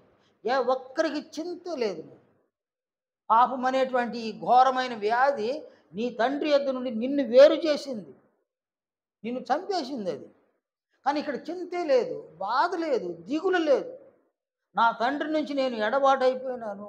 పరలోకపు తండ్రి, తల్లి గర్భంలో నన్ను నిర్మించిన తండ్రి ఆయన, ఈ భూమి మీదకు నాకు జన్మను ఇచ్చిన తండ్రి, నన్ను పోషించి నన్ను సంరక్షించిన నా తండ్రి, నా శిశు దశలో, నా బాల్య దశలో, నా యవ్వన దశలో ఆయన నన్ను ప్రేమించినాడు. నాకు కుటుంబాన్ని ఇచ్చినాడు, నాకు సంతానాన్ని ఇచ్చినాడు, నాకు ఒక పనిని ఇచ్చినాడు, నాకు ఆరోగ్యాన్ని ఇచ్చినాడు. ఆయన వలననే నేను క్షేమంగా ఉన్నాను. అలాంటి తండ్రి వద్ద నుండి పాపము అనేటువంటి ఈ ఘోరమైన వ్యాధి నన్ను ఏం చేసింది? నన్ను ఎడబాటు చేసి నన్ను చంపేసింది. ఇది కనుక అర్థమైతే ఇలాంటి ఈ పాపం ఉందే, ఘోరమైన వ్యాధి అయినటువంటి ఈ పాపము, నా తండ్రి నుంచి నన్ను వేరుపరిచినటువంటి ఈ పాపము, నా ఆత్మను చంపివేసినటువంటి ఈ పాపము నేనేం చేయాలా? చంపేయాలి. అర్థమైతే నేను, అర్థం కాకపోతే ఏం లేదు, నీళ్ళలో అట్ట మునిగేసిపోతూ ఉంటాను, నీళ్ళల్లో అలా మునిగేసి వెళ్ళిపోతూ ఉంటాను. ఇది అర్థం కావాలి. ఇది ఘోరమైన వ్యాధి. పాపం అనున్నది ఘోరమైన వ్యాధి. ఆ వ్యాధి వలన నా ఆత్మకి ఏర్పడ్డ సమస్యలలో మొదటి సమస్య, నా తండ్రి అయిన దేవుడి నుండి నన్నేం చేసింది? ఎడబాటు చేసి నా ఆత్మను చంపేసి.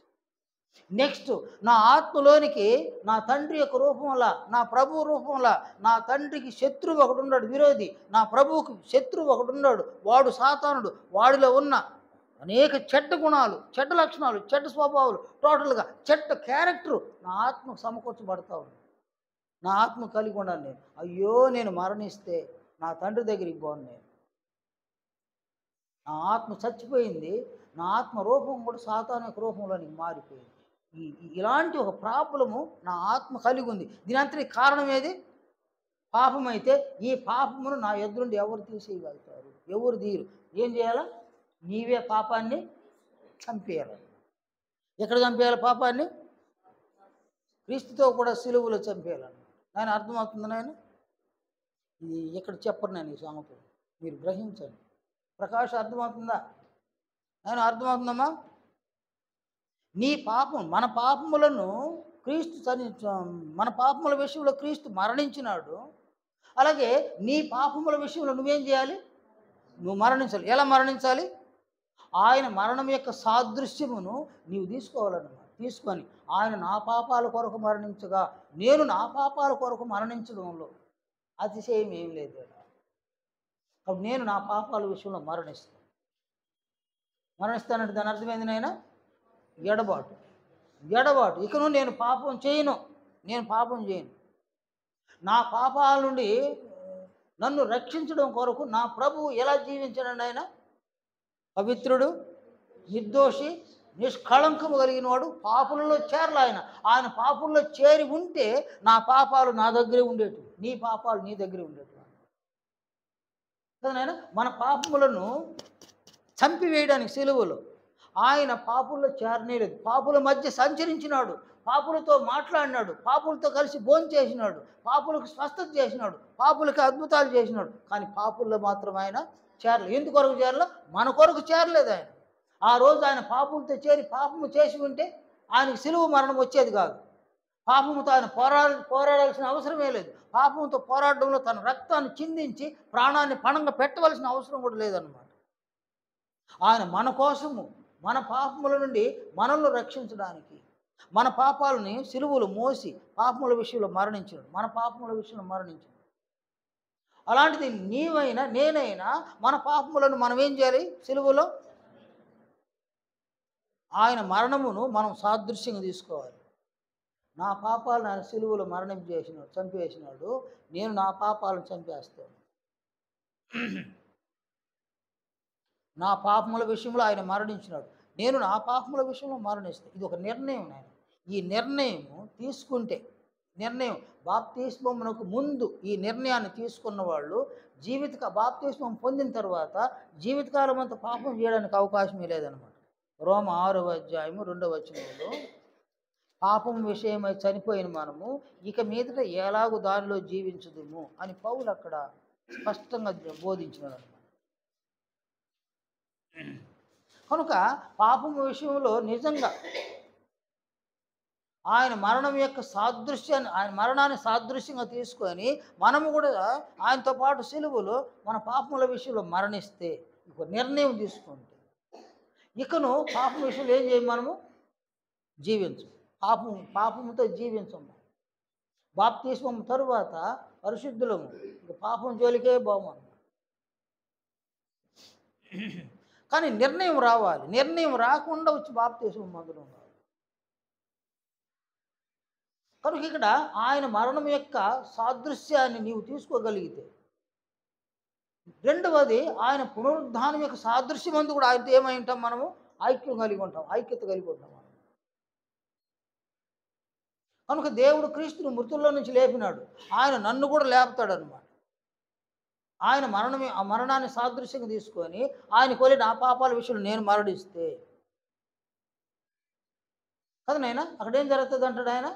ఆయన పునరుద్ధానం యొక్క సాదృశ్యం అందు ఆయనతో కూడా మనము ఐక్యం కలిగి ఉంటాం. లేదు, ఆయన మరణాన్ని సాదృశ్యంగా తీసుకోకుండా బాప్తిస్మలోనికి వచ్చేస్తే ఏం జరుగుతుందట? పునరుద్ధానం జరగదు నాయన. పునరుద్ధానం అయితే జరగదు. దేవుడు ఏం చేస్తాడు ఆయన? ఎఫెసీ 2:1 మీ అపరాధముల చేతను పాపముల చేతను మీరు చచ్చిన వారై ఉండగా ఆయన మిమ్మును క్రీస్తుతో కూడా బ్రతికించను. క్రీస్తుతో కూడా మనల్ని లేపుతాడు. అది పునరుద్ధానం అన్నమాట. ఇది మొదటి పునరుద్ధానం. ఏది? బాప్తిస్మములో జరిగేది మొదటి పునరుద్ధానం. రెండవ పునరుద్ధానం ఒకటి ఉంది. బాప్తిస్మములో రక్షణ జరుగుతుంది, పాప మరణాల నుంచి రక్షణ జరుగుతుంది. రెండవ రక్షణ మరొకటి ఉందన్నమాట. బాప్తిస్మమునకు ముందు విశ్వాసం ఒకటి ఉంది, క్రీస్తు యేసు రక్తమునందుల విశ్వాసం. అలాగే బాప్తిస్మం పొందిన తర్వాత కూడా విశ్వాసం ఉందన్నమాట. దాన్ని మనం నేర్చుకుంటాం అన్నమాట. కనుక ఆయన మరణాన్ని సాదృశ్యంగా తీసుకోవాలి. రెండవది, ఆయన రక్తమునందు విశ్వాసం ఉంచాలి మనం. ఎవరి రక్తమునందు? క్రీస్తు యేసు రక్తమునందు విశ్వాసం ఉంచాలి. నేను ఈ లేఖనాన్ని చూడండి, క్రీస్తు యొక్క రక్తానికి ఎంత పవర్ ఉందో. ఎఫెసీ 1:7 అక్కడ అపోస్తుడైన పౌలు సెలవు ఇచ్చిన ఈ మాటలు చూడండి. దేవుని కృపా మహదైశ్వర్యమును బట్టి ఆ ప్రియుని యందు ఆయన రక్తము వలన మనకు విమోచనము. ఏమన్నాడు ఆయన? క్రీస్తు రక్తము వలన విమోచనము అన్నాడు. విమోచనం అంటే ఏదైనా? విమోచన అంటే ఏదైనా? ఎవరికి విమోచన కదా? పాపం చేయి ప్రతివాడును పాపమునకు దాసుడు అన్నాడు. యోహాను 8:యేసు ప్రభు చెప్పినటువంటి సంగతి అన్నమాట. యోహాను 8:34 పాపము చేయి ప్రతివాడును పాపమునకు దాసుడని మీతో నిశ్చయంగా చెప్తున్నాను. పాపం చేసేవాడు ఎవరికి దాసుడు నాయన? దాసుడు అంటే ఏంది నాయన? బానిస. మామూలు బానిస కాదు, కట్టు బానిస అన్నమాట. కట్టు బానిస అంటే ఏంది నాయన? వాడి పనులు వాడు చేసుకోవడానికిలా. ఎవరికి బానిసగా ఉన్నాడో వాళ్ళ పనులే చేయాలి. అది కట్టు బానిస. చాలామందిని చూడండి అన్న, కొన్ని చెడు అలవాట్లకు బానిసగా మారి ఉంటారనమాట. నాకు త్రాగుబోతులు ఉన్నారు కదా నాయన. కొంతమంది ఇప్పుడు పనికి వెళ్ళి డబ్బు చేతికి వచ్చిన తర్వాత తాగేసి వచ్చేవాళ్ళు కొంతమంది ఉంటారనమాట. సంపాదించుకొని సాయంత్రంగా ఇంటికి వచ్చేటప్పుడు తాగేసి ఇంటికి వస్తాడు కొంతమంది. కొంత డబ్బులు తీసుకొచ్చి భార్య దగ్గర ఇచ్చేస్తాడు. మరి కొంతమంది ఉంటారు నేను అన్ని వేళలా తాగేవాళ్ళు అనమాట. వాళ్ళకి ఫలానా టైంలో తాగాలి, ఫలానా టైంలో తాగకూడదు, పని చేసుకోవాలని ఏమి లేదు. తెల్లవారుజామున 5 గంటలు కూడా తాగేసి ఉంటాడు, రోడ్డు పక్కన పడి ఉంటాడు అనమాట. ఎవరు నన్ను చూసినాను, నన్ను వీళ్ళ రోడ్డు పక్కన ఉంటాడు, నన్ను దొర్లాడుతుంటాడు అనమాట. వాడికి ఎండ కూడా తెలియదు. నేను ఉదయం 5 గంటలకు తాగేసి ఉంటాడు, పడిపోయినాడు.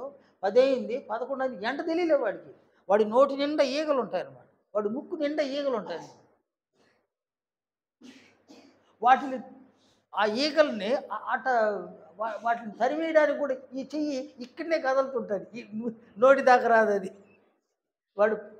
వాడు ప్రయత్నిస్తాడు. నేను నోటి దగ్గర ఉన్న ఈగలు తరవడానికి ప్రయత్నిస్తాడు, చెయ్యి సహకరించి దాన్నే ఉంటుంది. అది ఏళ్ళు మాత్రం విట్టిట్టు అంటుంటాడు అనమాట. చూడండి, వాడు దేనికి దాసుడు? వాడు కానీ ఆయన మద్యమునకు దాసుడు. మరి కొంతమంది డబ్బుకు దాసుడు, మరి కొంతమంది పదవికి దాసుడు అన్నమాట. ఇది ఎలక్షన్ సీజన్ కదా నాయన. ఇప్పుడు హైకమాండ్ వైఎస్ఆర్సీపీ అయినా తెలుగుదేశం పార్టీ అయినా ఎవరిని పిలిచి టికెట్ ఇస్తుందో వాడికి సపోర్ట్ చేసి గెలిపించాలి కదా. ఎవరికి ఒక టికెట్ ఇచ్చింది పార్టీ, మిగతా వాళ్ళందరూ స్ట్రైకులు చేస్తారు. నేను మాకు ఇవ్వలేదు టికెట్, మాకు ఇవ్వలేదు, జన ప్రదర్శన చేస్తారన్నమాట. ఎందువలన కాదు నాయన, వాడు పదవికి దాసుడు అనమాట. ఎమ్మెల్యే టికెట్ వస్తే నేను ఎమ్మెల్యే అయిపోతాను, ఎమ్మెల్యే అయితే మంచి మెజారిటీ ఎమ్మెల్యే అయితే ఒక మంత్రి అయిపోతాను. ఇది పదవికి దాసుడు అన్నమాట. కానీ రకరకాల దాసులు ఉంటారు. చెడు అలవాట్లకు బానిసలుగా ఉంటారు. డబ్బుకు బానిస, అలాగే పదవులకు బానిస, అలాగే ఇక్కడ దేనికి బానిస? పాపమునకు బానిస, కట్టు బానిసలు అన్నమాట. కట్టు బానిస అంటే దాని అర్థం ఏంది నాయన? పాపము చేయకుండా ఉండలేరు అన్నమాట. సరేనా? ఇప్పుడు టికెట్ రాలేదు వాడికి, వేరే ఎవడికి ఇచ్చేసినారు. వీడేం చేస్తాడు నాయన? వీడేం చేస్తాడు? రెబల్ అభ్యర్థి అన్నమాట. ఎందుకు? ఎందుకు? నాకు లేని పదవి వాడికి ఉండకూడదు, ఇంకొకటి ఉండకూడదు. నాకు లేని పదవి వాడికి ఉండకూడదు. వస్తే నాకే పదవి రావాలి. నేను 5 ఏళ్ళు ఎమ్మెల్యేగా ఉండాలి, లేక మంత్రికి కూడా ఉండాలి. ఎమ్మెల్యే టు మంత్రి 2 ఉండాలి. నాకు లేని పదవి వాడికి ఉండకూడదు. మంచిది, నేను కొన్ని కోట్లైనా ఖర్చు పెట్టి వాడిని ఓడించేస్తాను. మధ్యలో ఎవడైనా గెలుచుకొని మరి ఇంకా ఇది ఏంటంటే వాడు బానిస. బానిస. లేదంటే హైకమాండ్ ఎవరికి ఇచ్చిందో, అయ్యా పలానాడికి ఇచ్చింది, మనం సపోర్ట్ చేయాలి అని సపోర్ట్ చేసేసి అన్నమాట. దానికి బానిస అయిన వాడు అక్కడే కొట్లాడుతూ ఉంటాడు. మనుషులకు బానిసలుగా ఉంటారు చాలామంది. ఎవరు మనుషులకు బానిసలుగా ఉన్నారో వారు, ఎవరికి బానిసలుగా ఉన్నారో వారు చెప్పిందే చేస్తుంటారు నాయన. వారు చెప్పిందే చేస్తారు. వాళ్ళు ఆడమన్నట్టు ఆడుతూ ఉంటారు. అలాగే పాపమునకు దాసుడుగా ఉంటే పాపం చెప్పిందే చేయాలి, పాపం చెప్పిందే చేయాలి, పాపం చెప్పిందే చేయాలి.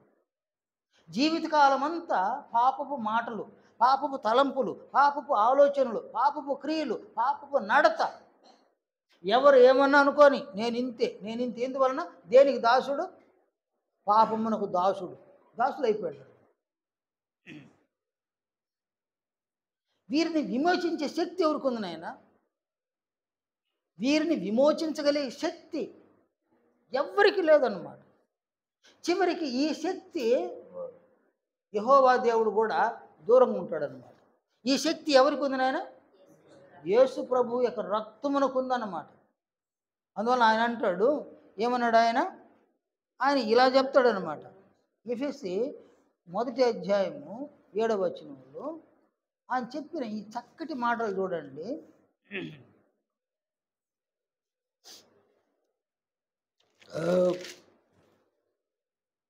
దేవుని కృపా మహదైశ్వర్యమును బట్టి ఆ ప్రియుని యందు ఆయన రక్తము వలన మనకు విమోచనము, అనగా మన అపరాధములకు క్షమాపణ మనకు కలిగి ఉన్నది. విమోచన ఎవరి రక్తం వలన ఉంది?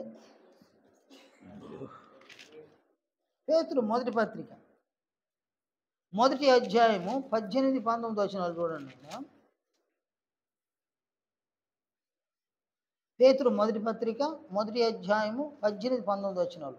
పితృ పారంపర్యమైన మీ వ్యర్థ ప్రవర్తనను విడిచిపెట్టినట్లుగా వెండి బంగారముల వంటి క్షయ వస్తువుల చేత మీరు విమోచింపబడలేదు కానీ అమూల్యమైన రక్తం చేత, అనగా నిర్దోషమును నిష్కళంకమునగు గొర్రె పిల్ల వంటి క్రీస్తు రక్తం చేత విమోచింపబడుతురని మీరు ఎరుగరా. విమోచన పాపపు దాస్యము నుండి, పాపపు బానిసత్వము నుండి విమోచించగలిగే శక్తి దేనికి ఉంది? యేసు ప్రభు రక్తానికి ఉంది, మరి దేనికి లేదు. అందువలన అపోస్తల కార్యాల్లో వాళ్ళు ఎంత ధైర్యంగా ఈ సువార్తను ప్రకటించినప్పుడు వారు ఈ మాటలు చెప్పినారు చూడండి. అపోస్తల కార్యములు 4వ అధ్యాయం 12వ వచనంలో, మరి ఎవని వలనను రక్షణ కలుగదు, ఈ నామముననే మనము రక్షణ పొందవలెను కానీ ఆకాశము క్రింద మనుషులలో ఈబడిన మరి ఏ నామమున రక్షణ పొందలేము. విమోచన కలగదు, ఈ రక్షణ కలగదు. ఎందువలన? మానవులకు పాపము నుండి విమోచించే శక్తి లేదన్నమాట. అది దేనికి ఉంది? ఆ శక్తి క్రీస్తు యేసు యొక్క అమూల్యమైన రక్తానికి ఉందన్నమాట. పాత నిబంధన కాలములో పాప క్షమాపణ కొరకు వాళ్ళు ఏం చేసేవాళ్ళు? జంతువులను బలి అర్పించి ఆ రక్తమును ప్రధాన యాజకుడు అతి పరిశుద్ధ స్థలంలోనికి తీసుకొని వెళ్ళి అక్కడ ఉన్నటువంటి వాటి మీద ప్రోక్షించినప్పుడు దేవుడు ఏం చేస్తాడు? బయట నిలబడి ఉన్న పాప యొక్క పాపాలను క్షమిస్తాడు. అదేనైనా ఆ సిస్టమ్ తీసేసినాడు దేవుడు. ఎందుకు తీసేసినాడు ఆయన? ఈ సంవత్సరం పాపానికి ఒక బలి ఇస్తాడు, నేను వచ్చే సంవత్సరం పాపం చేసి మళ్ళీ బలి తీసుకొస్తాడు. అంటే జీవితకాలం 70-80 సంవత్సరాలు అయితే వీడు 50 సంవత్సరాలు బలిస్తూనే ఉంటాడు. ప్రతి సంవత్సరము బలిస్తూనే ఉంటాడు అన్నమాట. కానీ అందరి పాపాల కొరకు ఒకే బలి ఇవ్వాలనుకున్నాడు దేవుడు. ఆ ఒక్క బలి ఎవరిని ఇచ్చినాడు? ఆయన తన కుమారుడైన క్రీస్తు యేసుని ఎందుకు ఇచ్చినాడు? ఈయన మాత్రమే పరిశుద్ధుడు, పవిత్రుడు, నిర్దోషి, నిష్కళంకమైన వాడు, పాపుల్లో చేరల, ఆయన పాపం చేయలేదు. ఆయన రక్తం ఎలాంటిది? అమూల్యమైన రక్తం, నిర్దోషమైన రక్తం, నిష్కళంకమైన రక్తం. అది గొర్రె పిల్ల వంటి రక్తం అన్నమాట. గొర్రె వంటి రక్తం కాదు, నేను గొర్రె పిల్ల వంటి రక్తం అన్నమాట. అందువలన పాపములను కడిగి వేసేటువంటి ఒక శక్తి ప్రభువు యొక్క రక్తమునకు మాత్రం ఉందన్నమాట. వెండి బంగారముల వంటి క్షయ వస్తువుల చేత మీరు విమోచింపబడలేదు. వెండి కానీ బంగారు కానీ పాపముల నుండి విమోచింపజాలదు, విమోచించలేదన్నమాట. దేని నుండి నైనా? పాపపు యొక్క బానిసత్వం. అడేమంటాడు 18వ వచనంలో, పేతురు మొదటి పత్రిక 1వ అధ్యాయం 18వ వచనంలో, పితృ పారంపర్యమైన మీ వ్యర్థ ప్రవర్తన అన్నాడు అనమాట. పితృ పారంపర్యంగా ప్రవర్తన ఏమైపోయింది? వ్యర్థమైపోయింది. ప్రవర్తన వ్యర్థం కావడానికి కారణం ఏమి? ఎలా ప్రవర్తించినారు వాళ్ళు? పాపపు ప్రవర్తన. ఎక్కడి నుంచి వచ్చింది ప్రవర్తన? పితృపారంపర్యంగా తాత ముత్తాతల నుండి పాపమునే శరీరం యొక్క అవయవాలతో చేస్తూ ఉన్నారు. వారి నడత పూర్తిగా పాపపు నడత. పితృపారంపర్యమైన మీ వ్యర్థ ప్రవర్తనను విడిచిపెట్టినట్లుగా వెండి బంగారముల వంటి క్షయ వస్తువుల చేత మీరు విమోచింపబడలేదు, కానీ అమూల్యమైన రక్తము అనగా నిర్దోషమును నిష్కళంకమునగు గొర్రె పిల్ల వంటి క్రీస్తు రక్తము చేత విమోచింపబడుతుంది. మీరు ఎరుగరా? కనుక క్రీస్తు యేసు యొక్క రక్తమునకు పాపము నుండి విమోచించగలిగే శక్తి, పాపపు బానిసత్వము నుండి, పాపపు చెర నుండి విమోచించగలిగే శక్తి క్రీస్తు యేసు యొక్క అమూల్యమైన రక్తమునకు ఉంది. అందువలన బాప్తిస్మంలోనికి వచ్చే ముందే ఒక వ్యక్తి ఏం చేయాలి నాయన? క్రీస్తు యేసు రక్తమునందలి విశ్వాసం ఉంచాలన్నమాట. రోమపత్రిక 3వ అధ్యాయము 26వ వచనం.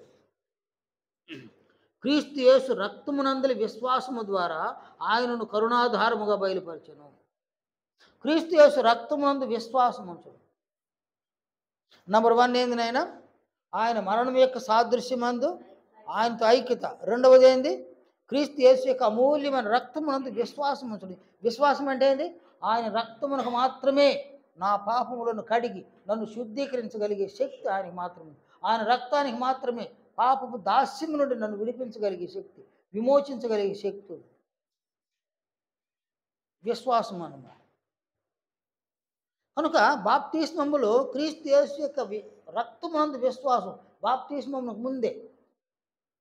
బాప్తిస్మం పొందిన తర్వాత కూడా క్రీస్తు యేసు యొక్క రక్తమునందు విశ్వాసం ఉంచాలన్నమాట. నాయన బాప్తిస్మం పొందిన తర్వాత క్రీస్తు రక్తం ఏడుంది నాయన? బాప్తిస్మం పొందేటప్పుడు క్రీస్తు రక్తం ఏడుంది? అది బాప్తిస్మం అనే కార్యక్రమంలో ఉందన్నమాట.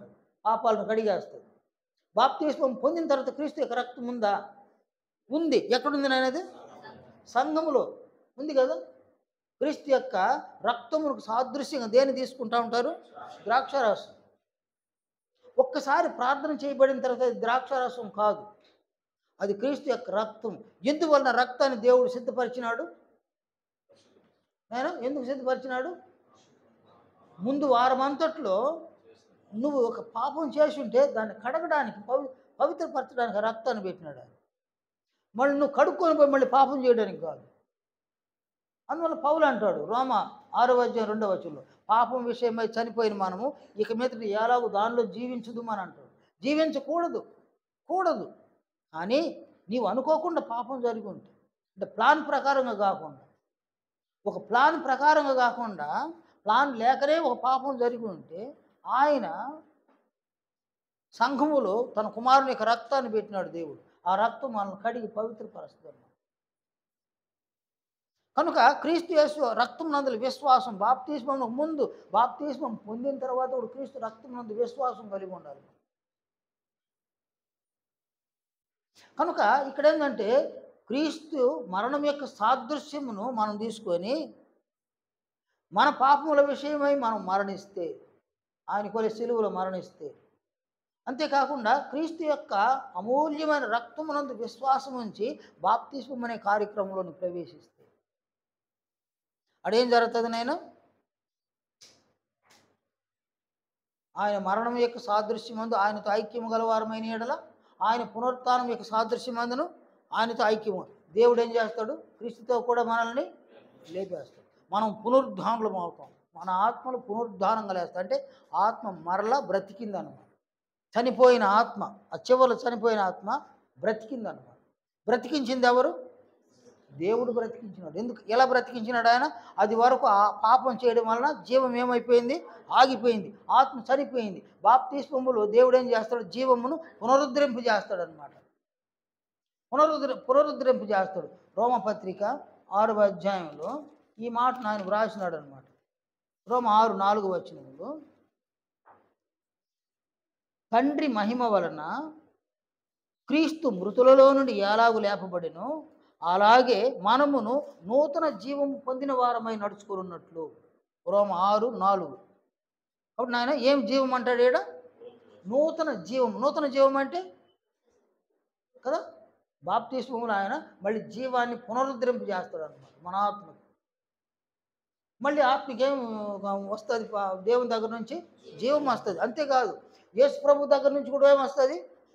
ఆయన కూడా తనంతట తాను జీవం కలిగినవాడు. ఆయన వాక్యాన్ని మనం అనుసరించి జీవిస్తామంటే ఆ వాక్యం ద్వారా జీవం మన ఆత్మలకు వస్తామంటే మన ఆత్మ ఏమవుతుంది? నాయన బ్రతికుందనమాట. బ్రతికినటువంటి ఆత్మ క్రీస్తు యొక్క రూపంలోనికి రూపాంతరం చెందడం అనేది సులభం అన్నమాట. చనిపోయిన ఆత్మ క్రీస్తు రూపాన్ని సాధించలేదు. దేవుని చిత్తాన్ని, దేవుని సంకల్పాన్ని నెరవేర్చలేదన్నమాట. అందువల్ల బాప్తిస్మము అనే కార్యక్రమంలో దేవుడు క్రీస్తు యేసు యొక్క అమూల్యమైన రక్తంతో పాపములను కడుగుతాడనమాట. కొరింథీ మొదటి పత్రిక 6వ అధ్యాయంలో అపోస్తులుడైన పౌలు సెలవిచ్చిన ఈ మాటలు చూడండి. 9వ వచనం నుంచి చదువుతాను ఆయన. 9-10 వచనాలు చూడండి. అన్యాయస్తులు దేవుని రాజ్యమునకు వారసులు కానేరని మీకు తెలియదా? మోసపోకుడి. జారులైనను, విగ్రహారాధకులైనను, వ్యభిచారులైనను, ఆడంగితలము గలవారైనను, పురుష సంయోగులైనను, దొంగలైనను, లోబులైనను, త్రాగుబోతులైనను, దూషకులైనను, దోచుకుని వారైనను దేవుని రాజ్యమునకు వారసులు కానేరరు. ఆ పైన చెప్పబడిన ఈ చెడు గుణలక్షణ స్వభావాలు కలిగిన వాళ్ళు, సంఘంలో ఉన్న వాళ్ళు ఎవరైనా ఎక్కడికి ప్రవేశించలేరు? దేవుని రాజ్యానికి వాళ్ళు వారసులు కానేరరు. 11వ వచనం స్పెషల్ చూడండి. మీలో కొందరు అట్టివారై ఉంటిరి. ఎట్టివారై ఉన్నారు? ఈ చెడ్డ గుణాలు, చెడ్డ లక్షణాలు, చెడ్డ స్వభావాలు ఎప్పుడు కలిగి ఉన్నారు? మీరు దీన్ని బాప్తిస్మము ముందు కలిగి ఉన్నారు కదా. మీలో కొందరు అట్టివారై ఉంటిరి. కానీ మన ప్రభువైన యేసుక్రీస్తు నామమునను మన దేవుని ఆత్మయందును మీరు కడుగబడి కదా. యేసుక్రీస్తు నామము, దేవుని ఆత్మ, పరిశుద్ధాత్మ ఏం చేస్తారు? బాప్తిస్మముల వాళ్ళు కడుగుతారు. దేన్ని కడిగేస్తారు? పాపపు స్వభావాలను, పాపమునే కడిగేస్తారు. దేంతో కడుగుతారు? క్రీస్తు యొక్క రక్తంతో కడుగుతారు. కడగబడి పరిశుద్ధపరచబడిన వారు కదా, నీతిమంతులుగా తీర్చబడుతుంది. కనుక బాప్తిస్మము అనే కార్యక్రమంలో కడిగేది ఎవరినైనా? క్రీస్తు నామం, పరిశుద్ధాత్మ. వాళ్ళు కడుగుతారు. దేన్ని కడుగుతారు? పాపములు కడుగుతారు. దేంతో కడుగుతారు? క్రీస్తు యొక్క అమూల్యమైన రక్తంతో బాప్తిస్మములు కడుగుతారు. అవన్నీ మన ఈ ప్రకృతి సంబంధమైన నేత్రాలకు కనిపించవారు. మనం నీళ్లు మాత్రం కనిపిస్తాయి, ముంచేవాళ్ళు కనిపిస్తారు కదా. నీళ్ళలో కన్నా కళ్ళు తెరిస్తే చేపలు కనిపిస్తాయి అంతేగాని ఇవన్నీ కనిపించు. కానీ అక్కడ జరుగుతాయి. ఎలా జరుగుతాయంటే క్రీస్తు యొక్క మరణం యొక్క సాదృశ్యంలో నువ్వు గన మరణించి ఐక్యం కలిగి ఉండి ఆయన రక్తమునందు విశ్వాసం ఉంచి కానీ బాప్తిస్మములోకి వచ్చి ఉంటే ఇది జరుగుతుంది. పాపములు కడగబడతాయి. క్రీస్తు నామము, పరిశుద్ధాత్మ, క్రీస్తు యేసు యొక్క అమూల్యమైన రక్తంతో పాపాలను కడిగేస్తుంది. ఆ క్రీస్తు రక్తం ఏం చేస్తుంది? నైనా పాపం నుండి ఏం చేస్తుంది? అది విమోచిస్తుంది అన్నమాట. విమోచిస్తుంది. పాపం నుండి విమోచింపబడితే దేవుడు ఏం చేస్తాడు? జీవమును అనుగ్రహించి పునరుద్ధానుడుగా క్రీస్తుతో కూడా బ్రతికిస్తాడు, క్రీస్తుతో కూడా లేపుతాడు. ఇది బాప్తిస్మం అనే కార్యక్రమం జరిగేది. నేను మీరందరూ సువార్తికులు కావాలనుకున్న వాళ్ళందరూ కాకపోయినా కూడా నేను ఈ సంగతులను స్పష్టంగా పట్టేసుకో.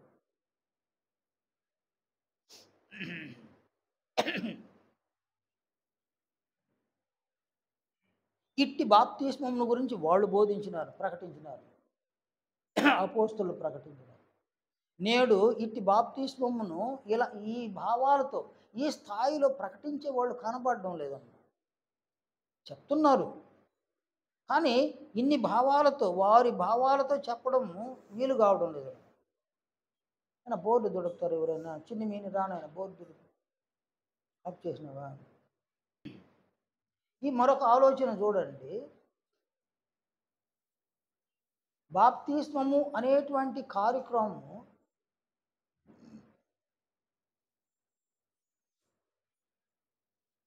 సమాధి చేయడము, పాతి పెట్టడము, కప్పివేయడము, ఇంకోటి ఏంటంటే ముంచడం అన్నమాట.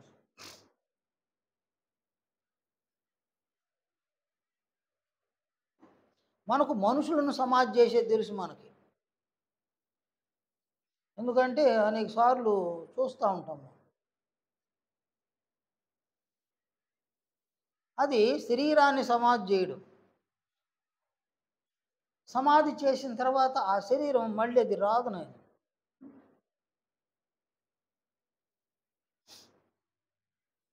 కానీ ఇక్కడ బాప్తిస్మములో సమాధి అంటే అది కేవలం కొన్ని క్షణాలు మాత్రమే. ఎందుకంటే వాళ్ళు పునరుద్ధానులుగా లేయాలి కదా.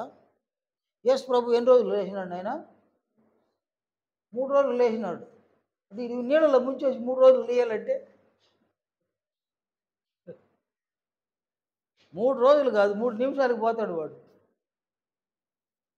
అలా పెట్టలే దేవుడు. బాప్తిస్మమును అలా ముంచి అలా లేపడం అన్నమాట. క్షణకాలంలో జరుగుతుంది ఆ కార్యక్రమం.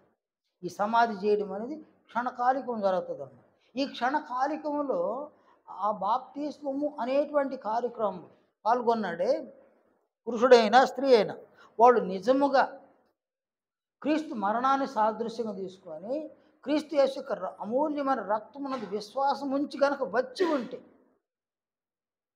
అక్కడ ఆ క్షణకాలికంలో జరిగే ఆ బాప్తిస్మం అనే కార్యక్రమంలో ఆత్మ సంబంధమైనటువంటి అనేక ఆశీర్వాదములను దేవుడు అక్కడ అనుగ్రహిస్తాడు.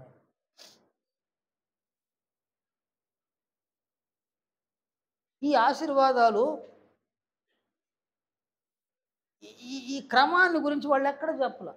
అది మొదట ఇలాంటి ఆశీర్వాదం, రెండవసారి ఇలాంటి ఆశీర్వాదం, మూడవసారి ఇలాంటి ఆశీర్వాదం, అటు ప్రారంభము, ఈ ముగింపులో ఫలానా ఆశీర్వాదం అని వాళ్ళు ఎక్కడ చెప్పలే. అంటే వరుస క్రమంలో వాళ్ళు చెప్పలే. అప్పుడు మనం వరుస క్రమంగా దాన్ని నేర్చుకోవడం కూడా అది సాధ్యం కాదన్నమాట.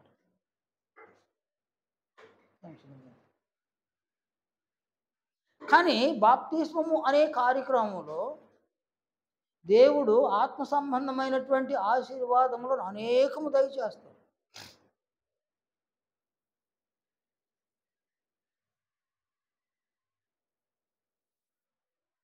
వాటిల్లో కొన్ని చెప్తాను, రాసేసుకోండి మీరు.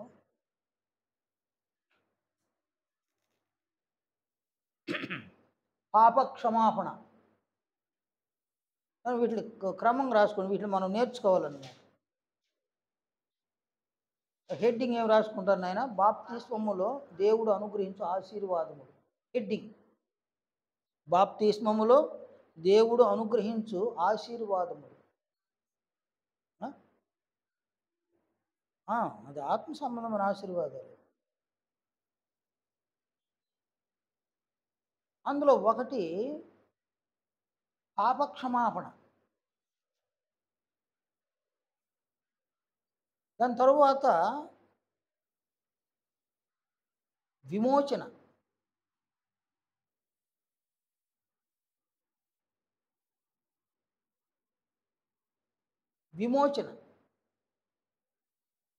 దానికి తరువాత రక్షణ.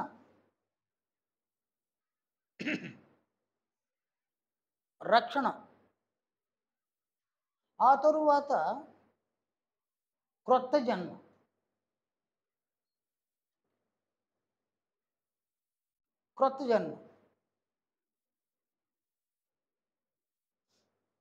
దాని తరువాత ఉచితముగా నీతిమంతులుగా తీర్చబడుట.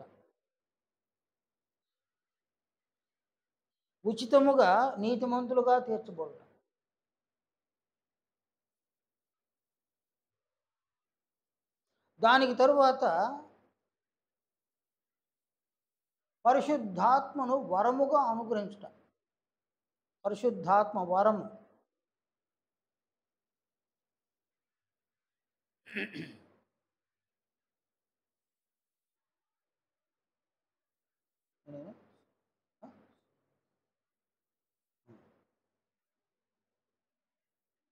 దాన్ని ఎక్కడ రాయాలి? దాన్ని ఎక్కడ రాయాలి? దాన్ని అదే అదే వరుస క్రమంలో చెప్పుకోలేము వాటిని. సున్నతి నాయన, సున్నతి. దాన్ని ఎక్కడ రాస్తారు నేను? దాన్ని కొంచెం పైన రాసేస్తే బెటర్. అది ఎక్కడ రాయాలంటే మొదటి రాసుకున్నాం కదా నాయన, దానికి పైన రాసేయండి దాన్ని. సున్నతి దానికి ముందే సున్నతి అనేసి రాసేయండి. ఆత్మ సంబంధమైన సున్నతి అని రాసుకోండి.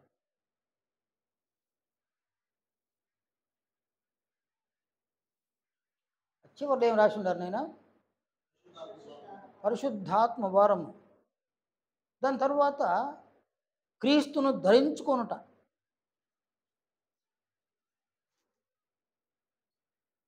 క్రీస్తును ధరించుకొనుట.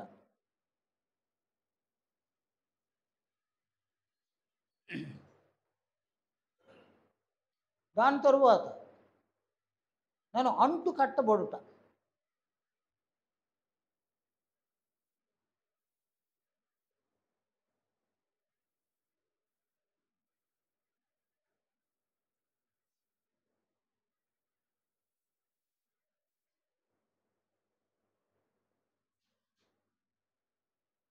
అంటు కట్టబడుట.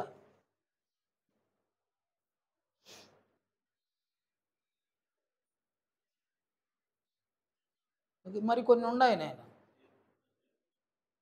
అదే నిజమే. దేవుని కుమారత్వం అంటే బాప్తిస్మం పొందిన వాళ్ళు దేవునికి కుమారులు అవుతారు అన్నమాట. అంటే కొత్తగా జన్మిస్తారు కదా, అందువల్ల దేవుని కుమారులు అవుతారు, కుమార్తెలు కూడా అవుతారు నాయన. అలాగే దేవుడు తండ్రిగా పొందడం అన్నమాట. అది వరకు దేవుడు, ఇప్పుడు ఆయన దేవుడు కాదు, తండ్రి అన్నమాట. క్రీస్తు యేసును ప్రభువుగా పొందడం అన్నమాట. బాప్తిస్మం ఇది ఆశీర్వాదం. క్రీస్తును ప్రభువుగా పొందడం అంటే ఆయన నన్ను ఏలేవాడు, నా జీవితమును ఏలేవాడు.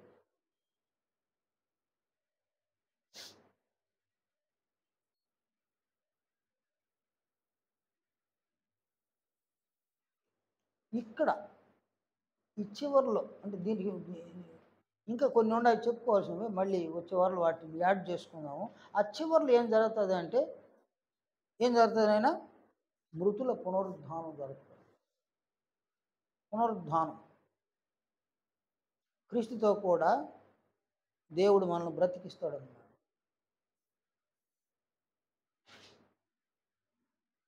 బ్రతికించినటువంటి వాడిని ఆయన ఏం చేస్తాడు? సంఘముతో చేరుస్తాడు. సంఘముతో చేర్చబడుట. ఎన్ని వచ్చినాయి నాయన? 15 వచ్చినాయి నాయన. లెక్క చూసుకోండి, అందరూ లెక్క చూసేసుకోండి నాయన. 14 వచ్చినాయి. ఇంకా కూడా ఉన్నాయి. బాప్తిస్మంలో ఏం జరుగుతాయి ఆశీర్వాదాలు ఇంకా కూడా ఉన్నాయన్నమాట. నేను వచ్చేవారు మనం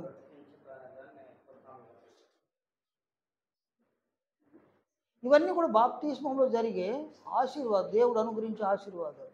ఎన్ని వచ్చినాయి? 13.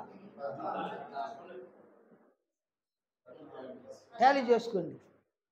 టాలీ చేసుకుంటే చూసుకో, ఏదైనా తప్పు అంటే రాసుకోండి ఆయన.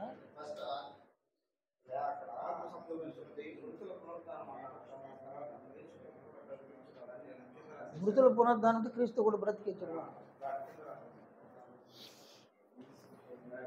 ఇవన్నీ కూడా బాప్తిస్మము అనే కార్యక్రమంలో దేవుడు బాప్తిస్మము పొందేటువంటి ఆత్మకు అనుగ్రహించేటువంటి ఆశీర్వాదాలు. ఈ ఆశీర్వాదాలను ఎవరైనా పొందితే వాళ్ళు ధన్యులనైనా. ఈ ఆశీర్వాదాలు దేని మీద ఆధారపడి ఉంది? ఈ ఆశీర్వాదాలన్నీ కూడా బాప్తిస్మలో దేని మీద ఆధారపడి ఉంది? ఆయన మరణం యొక్క సాదృశ్యం కదా. ఆయనతో ఐక్యం కలిగి ఉండడం. నెక్స్ట్ ఆయన రక్తమునందు విశ్వాసం ఉంచి వచ్చేస్తే బాప్తిస్మం. అక్కడ ఈ ఆశీర్వాదాలన్నింటినీ దేవుడు అనుగ్రహిస్తాడు. దేవుడు వస్తాడంటే బాప్తిస్మంలోనికి యేసు ప్రభువు వస్తాడు, పరిశుద్ధాత్ముడు వస్తాడు, దూతలు వస్తారన్నమాట. అంటే ఆయన మరణం యొక్క సాదృశ్యం మందు ఆయనతో ఐక్యము కలిగి ఆయన రక్తమునందు విశ్వాసం ఉంచి కానీ బాప్తిస్మంలోకి వస్తే అక్కడ రావాల్సిన వ్యక్తులందరూ వస్తారు. ఆయన పరసంబంధమైన వ్యక్తులందరూ ఆ బాప్తిస్మంలో ఉంటారు. వాళ్ళు కనపడరు మనకి, వాళ్ళు మనకు కనపడరు, వాళ్ళు ఉండారనమాట. ఎందువలన ఆయన నీవు పాపముల విషయంలో చనిపోయినావు సిలువలో. ఎవరిని సాదృశ్యంగా తీసుకున్నావు? ప్రభువును, క్రీస్తును సాదృశ్యంగా తీసుకున్నావు. తన కుమారుడైన క్రీస్తును సాదృశ్యంగా తీసుకొని నీ పాపాల విషయంలో నువ్వు మరణిస్తే ఆ కుమారుడైన తండ్రి అయిన దేవుడు రాడా? సీన్లోకి రాడా? ఖచ్చితంగా వచ్చేస్తాడు. తన కుమారుని రక్తమునందు విశ్వాసం ఉంచి వస్తే తండ్రి రాడు, అక్కడికి తండ్రి వచ్చేస్తాడు. ఈయన రావడానికి కారణం ఏంది? అయినా విమోచించాల్సింది ఎవరు? రక్షించాల్సింది ఎవరు? కొత్త జన్మను ఇవ్వాల్సింది ఎవరు? జీవాన్ని ఇవ్వాల్సింది ఎవరు? ఈయన పాత్రే కదా. కాబట్టి తండ్రి ఖచ్చితంగా వస్తాడు అక్కడికి. ప్రభువు పాత్ర ప్రభువుకు ఉందన్నమాట. పరిశుద్ధాత్మ పాత్ర పరిశుద్ధాత్మకు ఉంది. దూతల పాత్ర కూడా అది ఉందన్నమాట. అందువల్ల పరసంబంధమైన వ్యక్తులందరూ అక్కడికి వస్తారు, కానీ వాళ్ళు మనకు కనపడరు, వాళ్ళు అదృశ్యులు అన్నమాట, మనకు కనపడరు అన్నమాట. బాప్తిస్మం ఏమవుతుంది నాయన? ఆశీర్వాదాలన్నీ ఇస్తాడు దేవుడు. బాప్తిస్మము సక్సెస్. బాప్తిస్మము సక్సెస్ అనేది ఎవరికి తెలుస్తుంది? నీ మట్టుకు నీకు తెలుస్తుంది. నాకు తెలుసు నాయన, నా బాప్తిస్మము రైట్ అనేది నాకు తెలుసు. నేను పెద్ద అయితే సరిపోతా ఉన్నాను అనమాట. అని ఏదో మాట్లాడుతూ నాతో, నేను ఇచ్చిన బాప్తిసాలు చాలా ఫెయిల్ అయినాయి అన్నారు ఆయన. మాటతో కూడా నా బాప్తిస్మం అడిగినాను నేను. నా బాప్తిస్మం ఏమైందండి? నిన్ను గురించి చెప్పలేదు. నాకు ఆల్రెడీ నాకు తెలుసు నా బాప్తిస్మము రైట్ అనేది తెలుసు. ఎందుకంటే దేవుడిచ్చే ఈ జ్ఞానము అదైనా సంఘ జీవితము, సంఘము, ఇలాంటి ఒక సంఘం ఆయన నాతో కూడా బాప్తిస్మం పొందిన వాళ్ళు ఇలాంటి ఒక సంఘాన్ని ఇదివరకు ఎవరు కట్టుకోవాలి లేదన్నమాట. నేను బాప్తిస్మం పొందిన ఆ దినము నాడు ఒక డ్రీమ్ అన్నమాట. నాకు డ్రీమ్ ఏంటంటే, మొదటి శతాబ్దంలో సంఘం ఉంది కదా, అటువంటి సంఘాన్ని మనం కట్టుకొని చూడాలి సంఘాన్ని అనే డ్రీమ్ నాకు. ఇంకా నేను సంపూర్ణంగా చూడలేకపోతున్నా. మీలో ఎవరైనా సువార్థికులుగా తయారయ్యి, మీలో ఎవరైనా బోధకులుగా తయారయ్యి నా స్థాయిలోనికి మీరు, అంటే దేవుడు నాకు అనుగ్రహించిన జ్ఞానమును మీకు అనుగ్రహించి, మీరు ఇది వరకు దేవుడు నన్ను ఎలా వాడుకున్నాడు అలాగున్న సంఘంలో మీలో కొందరిని దేవుడు కానీ వాడుకోగలిగితే అప్పుడు ఒక సంపూర్ణమైన ఒక చిత్రపటాన్ని సంఘాన్ని నేను చూస్తాను అన్నమాట. అది చూసి చచ్చిపోవాలని ఆశ కూడా ఉన్నది అనమాట. నా ఆశ దేవుడు నెరవేర్చాలా? మీరు నెరవేర్చాలి. ఒక తండ్రి ఆశను బిడ్డలే నెరవేర్చాల్సింది. ఇప్పుడు మీరు ఎవరైనా సువార్థికులుగా తయారయ్యి సువార్తను విస్తరింపజేసి కొన్ని ఆత్మను రక్షించి సంఘంలో దేవుని కుమారులు తయారవుతూ ఉంటే, సువార్థికులు బోధకులు కలిసి పనిచేస్తూ ఉంటే సంపూర్ణమైన ఒక చిత్రపటం అన్నమాట. దాంతో కూడా ఉపదేశకులు కావాలి, సంఘ పెద్దలు కూడా కావాలి. అంతవరకు నేను ఉంటాను ఉండలేను, నాకు తెలియదు అన్నమాట. దేవుడు నాకు ఆయుష్కాలం ఎంతవరకు ఇచ్చున్నాడో తెలియదు. సంఘ పెద్దలను మాత్రం సంఘంలో చూస్తానన్న నిరీక్షణ అయితే నాకు లేదు, కానీ సువార్థికులు బోధకులను చూడగలను అనేటువంటి ఒక నిరీక్షణ మాత్రం నాకు ఉందన్నమాట. కానీ నేను చనిపోయే లోపల దేవుడు నాకు అనుగ్రహించే జ్ఞానాన్ని బట్టి సంఘంలో పెద్దలను ఎలా ఏర్పరచుకోవాలి అనేది కూడా మీ మనసులో పెట్టేసి వెళ్ళిపోతాను. నాకు తర్వాత సంఘంలో పెద్దలను మీరు తయారు చేసుకోవచ్చు. మీరే పెద్దలు కావచ్చు, మీరు పెద్దలను కూడా తయారు చేసుకునే అవకాశాలు కూడా మీకు దేవుడు కలిగించవచ్చు. కానీ నా మట్టుకు నేను సంఘ పెద్దలను చూస్తాను అనే నిరీక్షణ మాత్రం నాకు లేదన్నమాట. సరే, కానీ ఇక్కడికి ఆపుదాం మనము. వచ్చే వారంలో ఈ బాప్తిస్మం అనే కార్యక్రమంలో దేవుడు ఆశీర్వాదాలు ఏ ఆశీర్వాదాలు అనుగ్రహిస్తాడో వాటన్నిటిని నేర్చుకోవడానికి మనం ప్రయాసపడదాం. నేను అర్థమైందా? నేను చిరంజీవి అర్థమైందా? పీటర్ అర్థమైందా? మీకు నాయన అర్థం చేసుకోండి. నేను మొన్న బాప్తిస్మం అడిగినావు కదా, అది ఒకవేళ నాయనకి నీకేదైనా గొడవలు వచ్చేసి ఆయన చర్చికి ఎందుకు పోయేది, ఇంక మనం ఇక్కడ బాప్తిస్మం పొందాం అట్ట అనుకోబాకండి మీరిద్దరు. అట్టనుకొని ఇక చేయబోకండి. అది మీరు పప్పులో కాలేయడం కాకుండా నేను కూడా పప్పులో కాలేసేయాల్సి వస్తుంది అనమాట. తప్పులో కాలేస్తాను నేను. అట్లా కాకుండా ఒక మీ ఆత్మ రక్షణ, మీ ఆత్మ దేవుని చిత్తాన్ని, దేవుని సంకల్పాన్ని సాధించడం అన్నమాట. అది అలా భార్య భర్తలు అట్లా మంచి నిర్ణయం తీసుకోండి, చాలా మంచిది అవుతుంది. దేవుడు మిమ్మల్ని కనికరిస్తాడు, బహుగా దీవిస్తాడు. ప్రార్థన చేయాలి కదా సార్. నేను చివరిగా ప్రార్థన చేసుకున్నాను.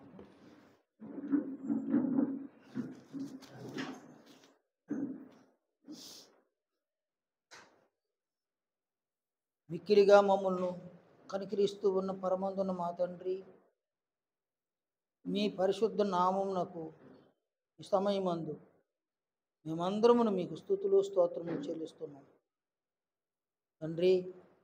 మానవాళి యొక్క ఆత్మలను పాప మరణాల నుంచి రక్షించడానికి మీ కుమారుని ద్వారా సువార్త సత్యము మీరు మాకు దయచేసినందుకు కొరకు మీకు కృతజ్ఞతాస్తుతులు చెల్లిస్తూ ఉన్నాం.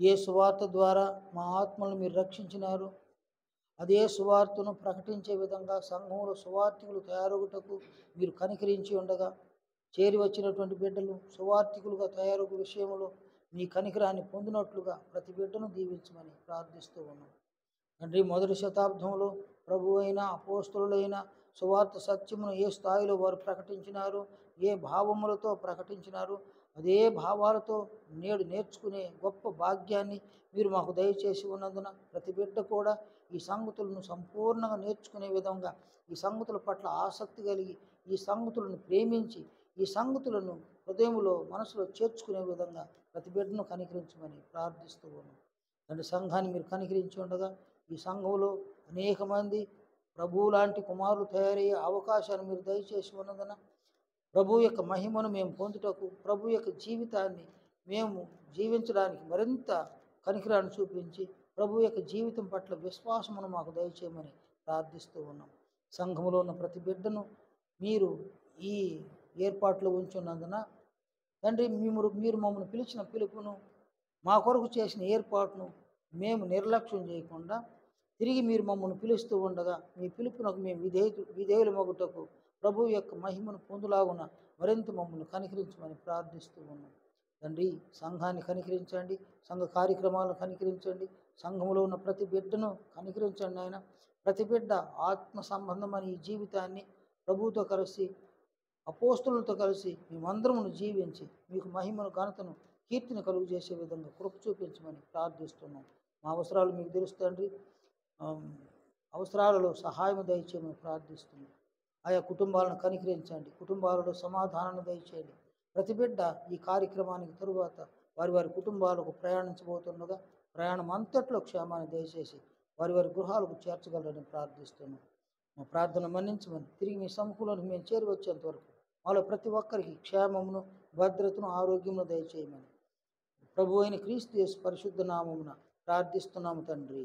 ఆమేన్. నేను అందరికీ వందనాలు.